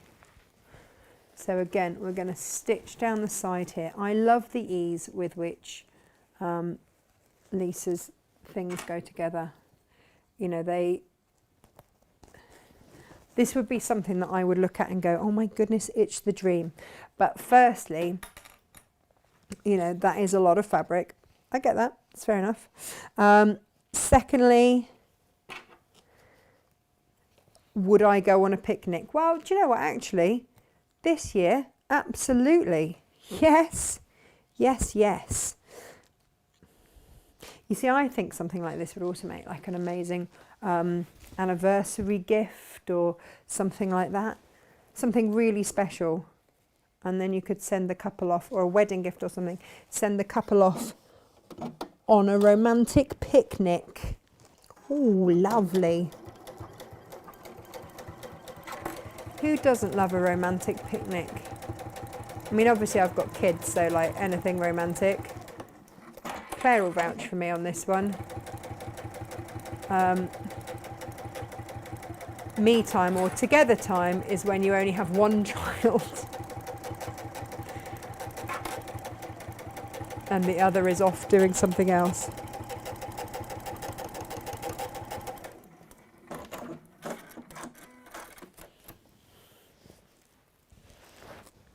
Here we go.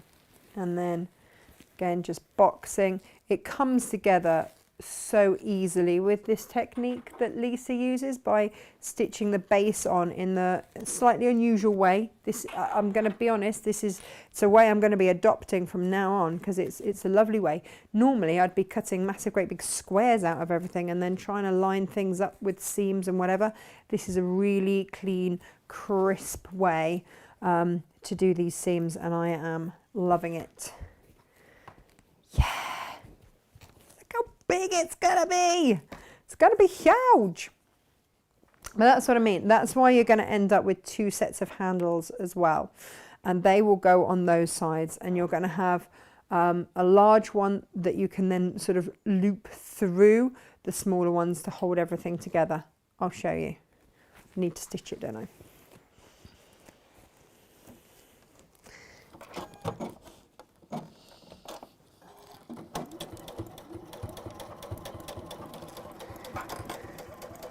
Here we go, here we go, here we go.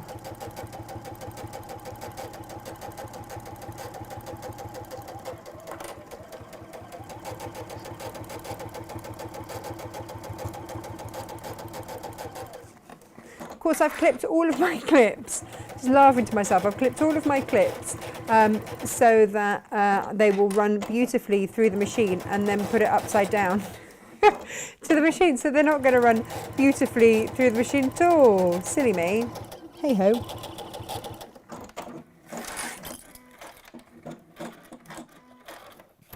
Okay, so that's giving you an idea of the size of this. But don't forget, you will be fitting in, where do they go? Oh, all your baskets, your bottle holders, your glass holders. This is a beast of burden in very beautiful form, to be sure, this one.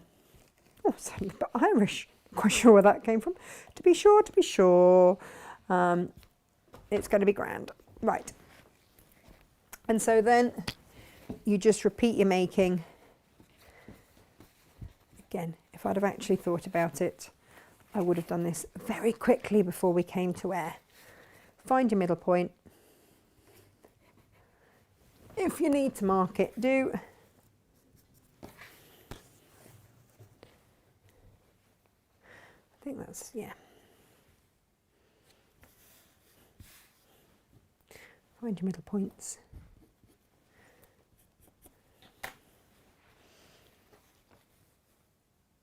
And again, just stitch those into place. Where is my pin cushion? Here it is, hiding.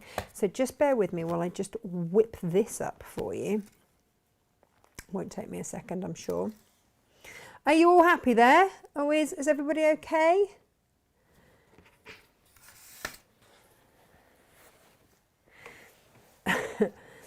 Oh, so Elizabeth saying that she's used the stuff that we used before. She's used that a lot for bags in the past, and she's now wondering if it was iron-on. There are 2 sorts, Elizabeth, and I sell one that is and one that isn't. Okay, so just make sure that you're getting the right one. I mean, I guess you're stitching it in anyway, so it doesn't really matter. It's just for ease, really, of turning it through. You might have a little bit more of a struggle.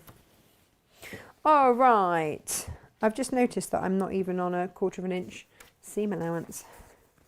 Hey ho. Right, let's find that centre point. I've gone slightly wider. This is the thing, I don't mind going wider on my seam allowance with things like this. I totally didn't mark that halfway point properly. I don't mind going wider on my seam allowance with something like this. If you know, when there's so much interfacing involved, I think just as long as you keep the same seam allowance, you're always fine, aren't you? We were saying this the other day, that if you can, don't chop and change between machines when you're making a quilt, because each one will be marginally different in terms of its 1/4 of an inch. And if you want everything to fit together really nicely, do the whole thing on the same machine, which I'm looking at my pile of UFOs that I still need to finish, going, oh yeah, possibly might have to get my old machine out to finish those. No way. No way, no way. No way that's happening. Okay, so we're going to whiz down, get this one done. And then that's the lining done. So it really is like the outer and the inner, apart from the fact that one has interfacing attached to it, the outer and the inner are exactly the same construction, exactly the same size, everything like that is the same. Do, do, do, do, do, do.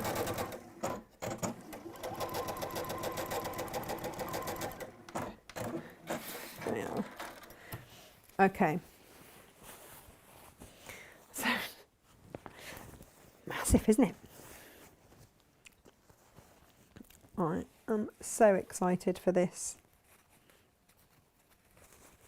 And oh my goodness, it's going to look so different in all the different colorways as well. Like, how dramatic would it look if you did it in the black? Amazing. A little bit more autumnal almost in the orange.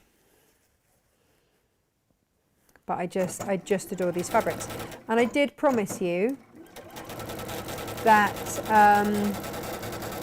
that I would use all these fabrics, because I know a lot of you bought a lot of these fabrics.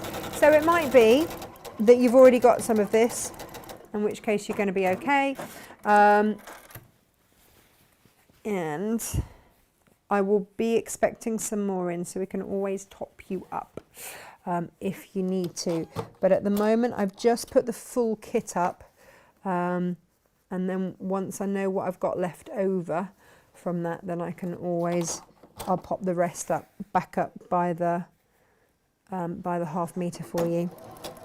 But if you grab the pattern, then you'll know what you need, or just go for it and get the full kit, and then you know that you've got everything that you need. You might have some, I mean, this would also look super stunning in K fabrics, wouldn't it? So if you've got your meterage, then you can do it. So the only reason that it says 3.5 meters of this border fabric is because, like, as you've seen, you use it, you cut off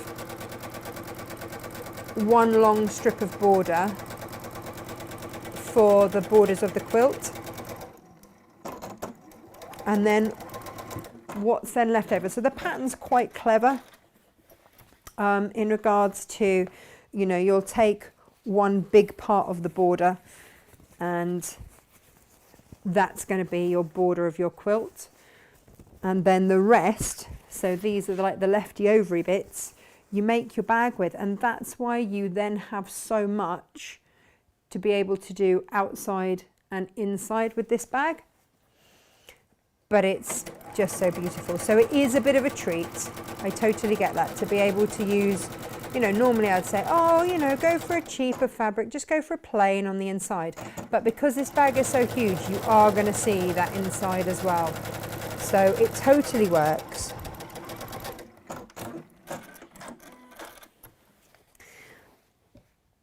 What did I use for the tote bag? You think you ordered, so for the you can either, it depends on what's different, and this is where it gets down to personal preference.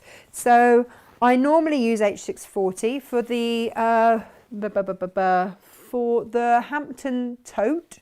I used H640, but for these larger ones, I've been using Styleville. It's really handy to have both in your armoury, for sure. They're both, if you're going to make more than one bag ever, then yeah, you know, treat yourself to it. And then you can get an idea of what texture you want it to be. So hang on, I'll see if I've got one around the place that I can show you the difference with. But if you've, I mean, I don't know which way round you think. If you think you've bought the Styleville and you wanted the H640, or if you've bought the H640 and you wanted the Styleville. If you've bought H640 and you don't want to buy the Styleville, then just get some medium weight interfacing, and the side that you don't put the H640 on, put the medium weight interfacing on. Right, this is now my lining. Or my outer, doesn't matter, does it? And that will go right sides together in there, ouch, once I've done my handles. So this is going to be the big handle that's going to go all the way around, okay? And if you wanted to, you could always put some wadding in there if you want to make it super duper duper. But basically you get a wide strip, and this is what I was saying. This is how you would, but on a really small scale, do the ties for the food baskets. Okay, so press those raw edges into the middle and then fold over like that. If you wanted to put a line of one of your wadding, your H640 or your interfacing in there, just to make it super strong, then you can. It's entirely up to you. But then you're just going to run a line of stitching down each side. I will actually remember to put it on there. And away we go. So this is the long handle. You're going to have one long handle and two short handles on this. Okay.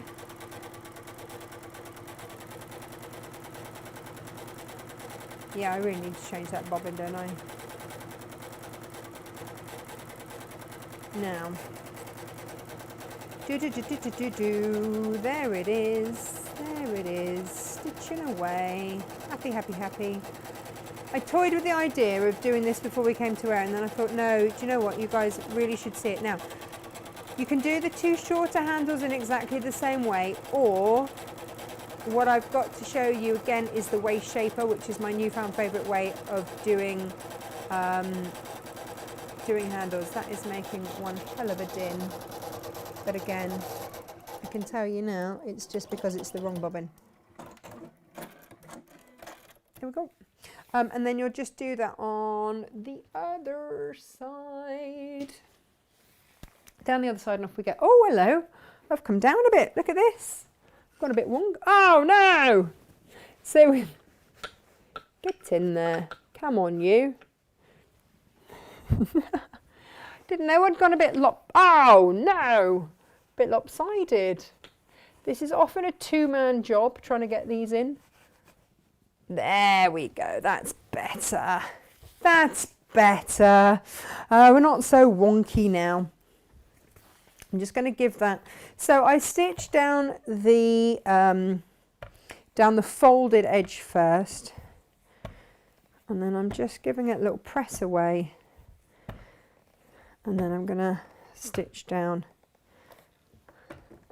the other side. Are we all okay? Let's just check in with you guys. Whoops, I think, not a honk. I mean, Susan, you can have a honk. That's all fine. You're all fine.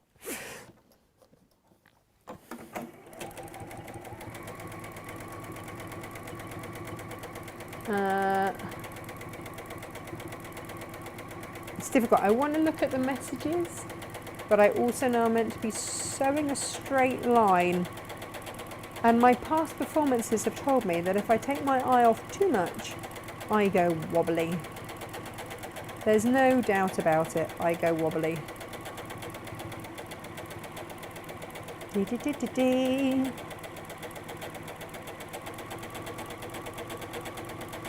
I'm so excited for this bag. I don't know when I'm going to stop getting excited for Lisa's fabrics, but every time a box arrives I'm like, and I haven't got the complete collections yet. That's the other really exciting thing. There is still more to come. So when Lisa came over last year, she was here for Festival of Quilts and then Stitches in the January, and of course then lockdown and everything happened. So she came over with her fabrics and she's like, oh, there doesn't seem to be anything like my fabric in the UK. And I'm like, no, there really isn't. She said, is that because people don't like it? I'm like, what? Are you kidding me? No, my gosh, I can't. I mean, it's some of the most beautiful fabrics I've seen. It's just that we don't have a designer in this country that does anything like this. Like just there's nothing. And has that botanical background to create it. Now, if you want, these are going to be your 2 shorter handles, okay? If you want, you can make it in exactly the same way, fold it into the middle, fold it over, or get this bad boy out. Now this will mean, here we go.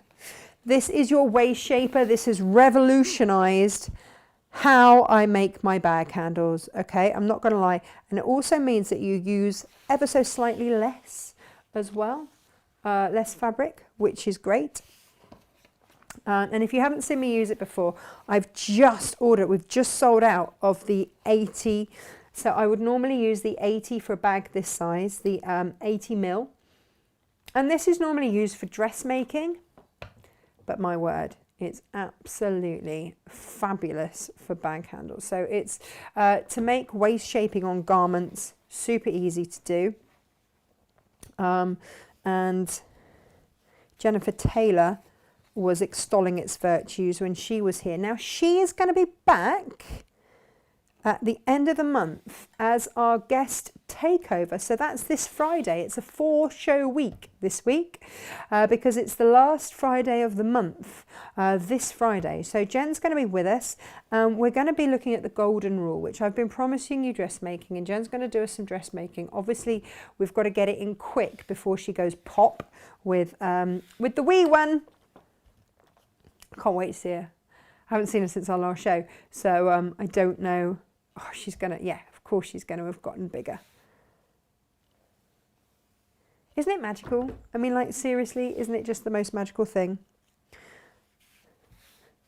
And no, I'm not tempted to ever have any more. I remember the night that I had Emily. Obviously, you know, you have your child and you fall in love with it. And then there was the, yes, I never need do that again.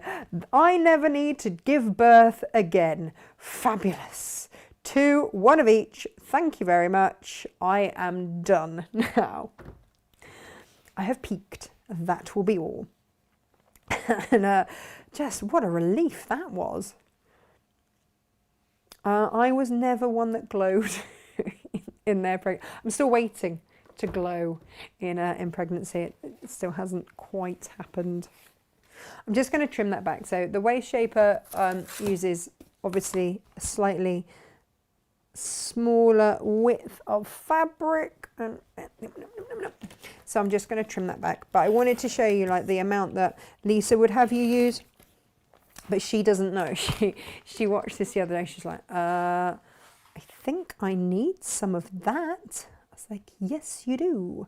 Which is really nice because I don't think there would be anything that I could sort of tell someone who's very experienced. So then, with the waist shaper, this is what you do. You fold it in. Okay. And you fold it in. And because it's adhered to you, there's no fraying. And then you fold it over. Helps if you've actually adhered it right to the end properly.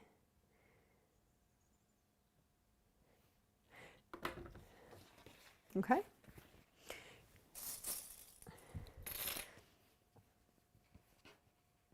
Fold it in, and clip. And then you can just stitch down. Seriously, how much quicker and easier is that? And also, it gives your handles some reinforcement. You know, like I was saying with the other handles, you might want to put a little bit of wadding or something in there. It's totally up to you. If your picnics are going to be as big as mine, you might want to have these slightly more reinforced handles. But again, totally up to you. It doesn't insist on it on the instructions. But this is my newfound favourite way think it's like £1 or something a metre. It's not adding huge amounts onto the cost of your bag. But if you are going to make something this beautiful, why not make it properly? So you can then stitch down both sides like you would normally, your normal bags, and then you've got that made and done. So I'll do that very quickly, and then we're good to actually assemble the whole thing. And I know it's, gosh, yes, it has meant a bit of a long show today. Sorry everyone, if you had stuff to do. And there's me like, oh, and you can just do this and do this and do this, and we'll make 2 things, and I'll show you lots of beautiful scissors at great prices. I'm so excited for those scissors. To be able to bring you a £17 saving. When I worked out that I could do that, I was like, yes, yes. For scissors that are going to last you a lifetime. Because the bent 8-inch are, well, they 6-inch, whichever ones they are. They're meant to be like 30 quid on their own. So yeah, to be able to bring you that, I was very excited about. Do do do do do do. There she goes. Do love this machine. Do you know, if her one thing is that she likes Dukey bobbins, I'll take that. That's fine.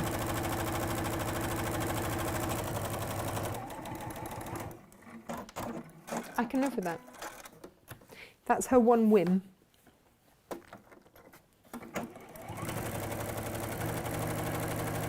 Right, because she didn't have to work hard. And what I'm learning is that it's rarely the machine's fault, it's generally user error. So, you know the other day when the thread, sorry, the dogs are going nuts in the garden. When the thread kept pulling out and unthreading, it was the bobbin. So it was it was a really big thick spool, and where we were getting to the end, there was a nick in the plastic, and it just kept catching in it. So every time, that's why I didn't do it every time. If it caught on a side that was just where it needed to be, it would pull it back. So, you know, time and again, this machine teaches me stuff, and I do love it for it. And like I say, generally user error. Right, so these need to be about 18.5. Trim them back. Get me big scissors out again. See, it says they cut through layers. Yes, they do. Let me just double check that sizing. Okay, very gung-ho with this. Now then, handles. Yes, cut 2 straps. There we go.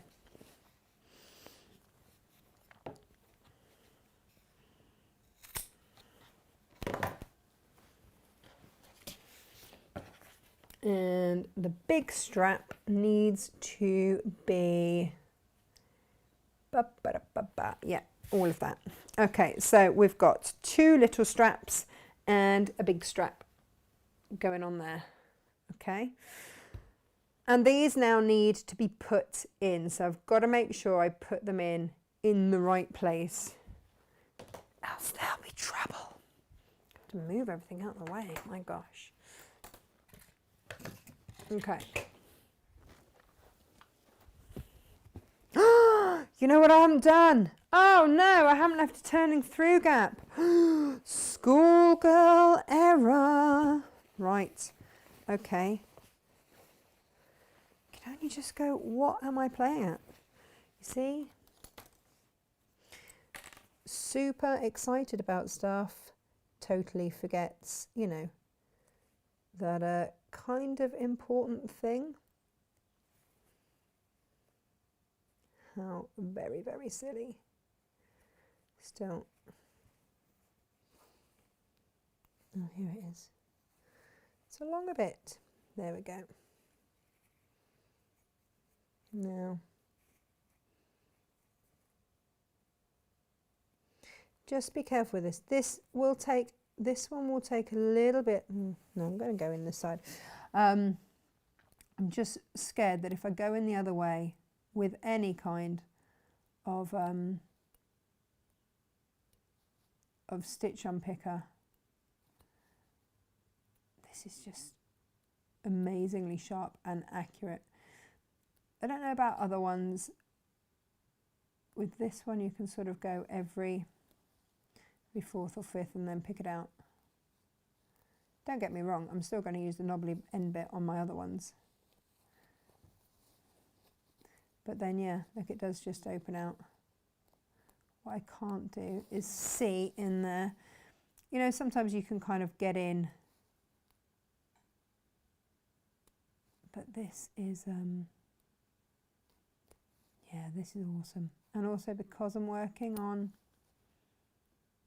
beautiful fabrics, I want to make sure that it's right. I can't believe I forgot that. Come on, hands up who was shouting at me to leave a turning through gap. Anyone? Anyone or no one? I did so well to remember on the baskety thing.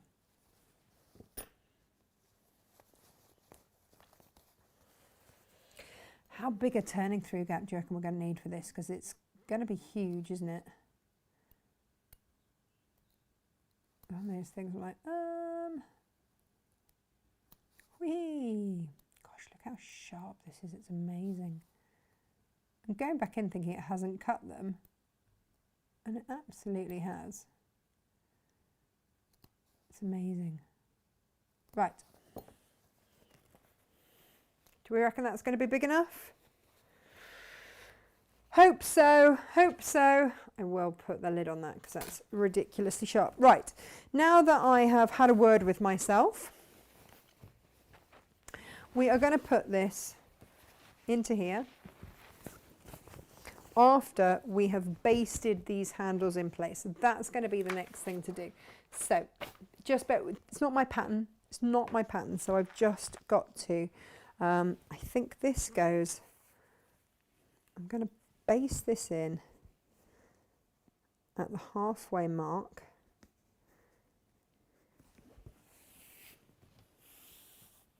So this is my super long strap. Okay.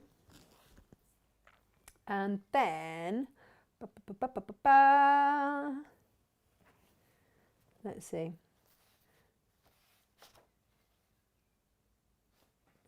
Let's see, take the narrow strip, cut 2 straps, and these need to be 2 inches from, here we go, from here.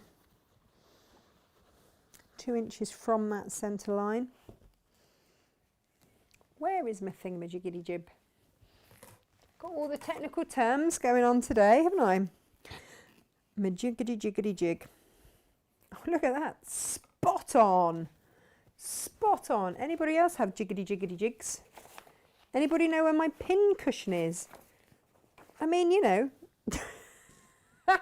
Oh, I moved it out the way. There we go, there we are. Right, and as you're going round, making sure, there we go. Kind of wants to go in that position actually, that's nice. You can clip and pin, do whatever you need to do. What I'm just making sure of when I do this is that I'm making sure that my handles are not going to be, are going to lie. So can you see like that? Yeah. Let's go in again. 2 inches there.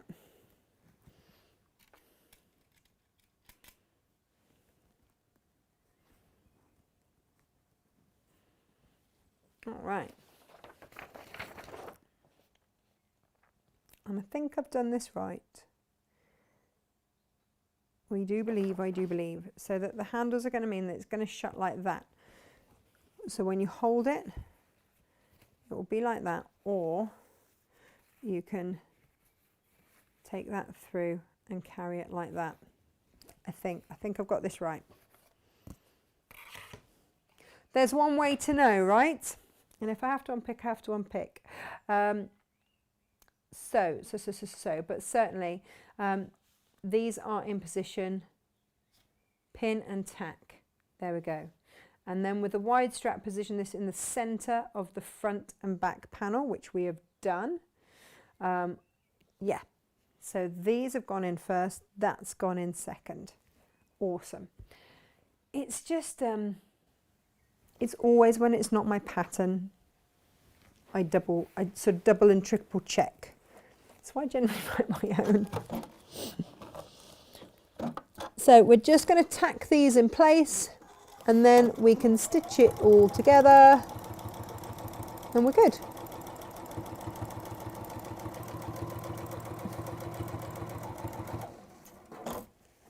And again, when I'm tacking these in place, making sure that they are very much within that seam allowance.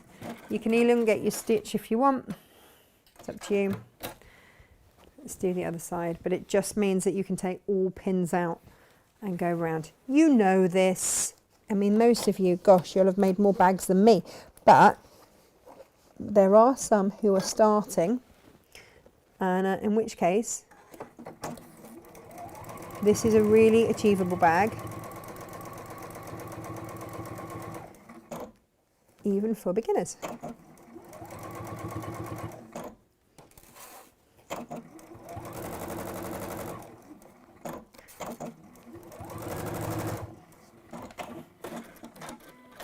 Okay, so that's all tacked in place. I'm going to just tidy up my pins. Whoa! Yeah! Eek! It's a big bucket of a bag, isn't it? Now, the next thing, and there are these certain things that you just need to tick off for yourself when you're doing bag making. Right sides together. Is it right sides together? Yes, it is. That's great. Especially with the drop-in lining. Is it right sides together? Yes, we're going to be grand then. Great. I do the seams first and then fill in the gaps.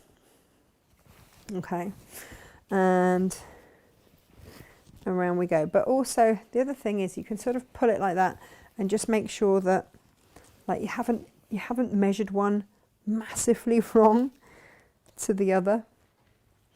That's also what I always worry about. Have I done this right?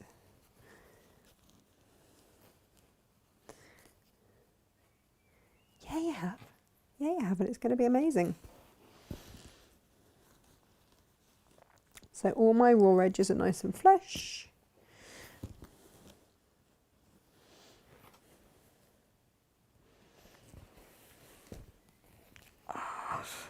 I cannot wait.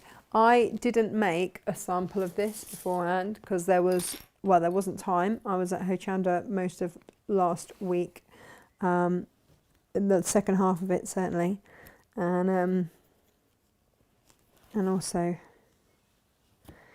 if I'd made another one, I wouldn't have as many kits for you guys. So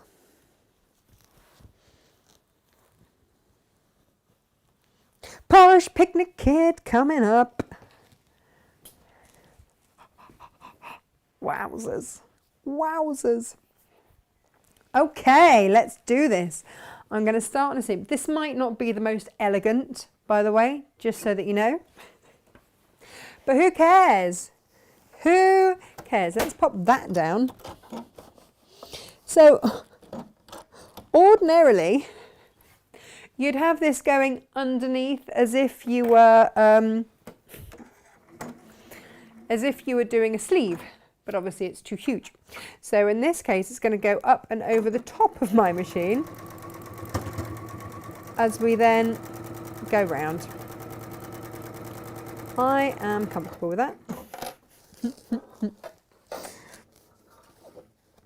Just realign everything as you go. If you reckon you can fit this under your machine, then go for it. But this way I can see, I can get it all.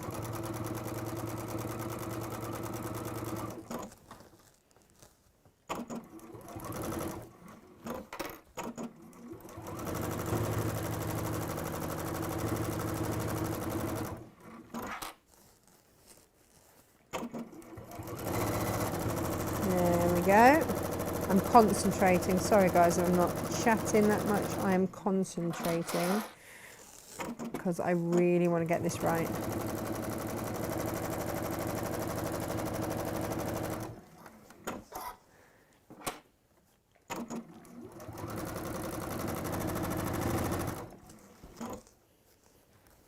Do, do, do, do. Oh, hello. Where did that pin come from? There we go. Nearly there. Nearly done.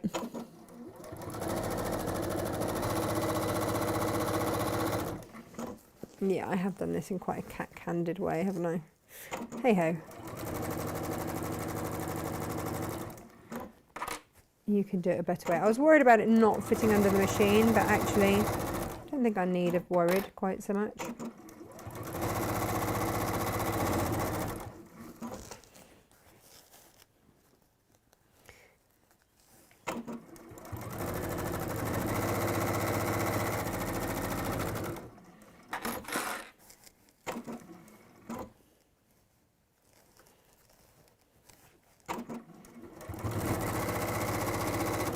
And round we go. We're nearly there actually. We are nearly there. The end is in sight. My goodness.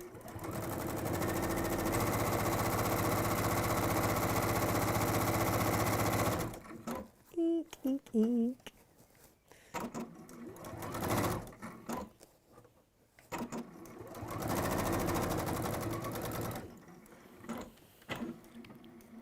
Just got to turn it through. Oh yeah, as it's been going around, it's been collecting pins off the pin cushion. Now then, where did I here we go. So basically the show has just been watch me try and turn things through.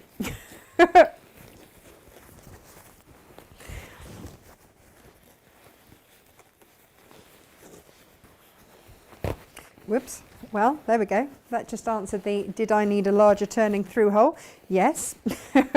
Yes, I think I did.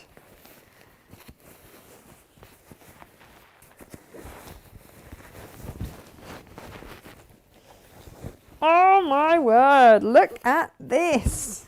Oh my goodness me. Oh my goodness me. How beautiful. Yeah, we'll shut that turning through gap, that's no problem. Whew. Now you've got the choice as to whether or not you top stitch around there. The thing with using something like a Styleville is that if you give that a jolly good press, actually what you can have happen is that you can have it look like you've put a binding on around the top, and that Styleville will just sit up where it was. But look at that. And then what you've got here with your handles is you've got your outer handles to carry it like that, or if you want to keep it shut, you just put them through like that, and you've got it shut, and you've got all your picnic goodies in there, and off you jolly well go. That is phenomenal. What a bag. What a bag. I love that very much. Do you know what else? That is also going to be fabulous for taking all of my samples, shifting all my samples to places, and then you see, you'll put your little things in there. They'll go in there, and your blanket and everything else. I love that. That's fabulous. That's really fabulous. And there are your little handles if you want to do that. Yes, yes, yes. I'll be giving that a good press and enjoying that a lot. So that is the first two makes. We will do tomorrow the cutlery roll and the cup and the bottle holder. Amazing. Yeah, gosh, it's been quite a long show this morning. Thank you very much for bearing with me and staying with me. Do take a look at the scissors, see if there's anything that you fancy. Remember, they are scissors that will last you generations. And I will see you bright and early tomorrow morning at 10 o'clock. Take care. Bye-bye.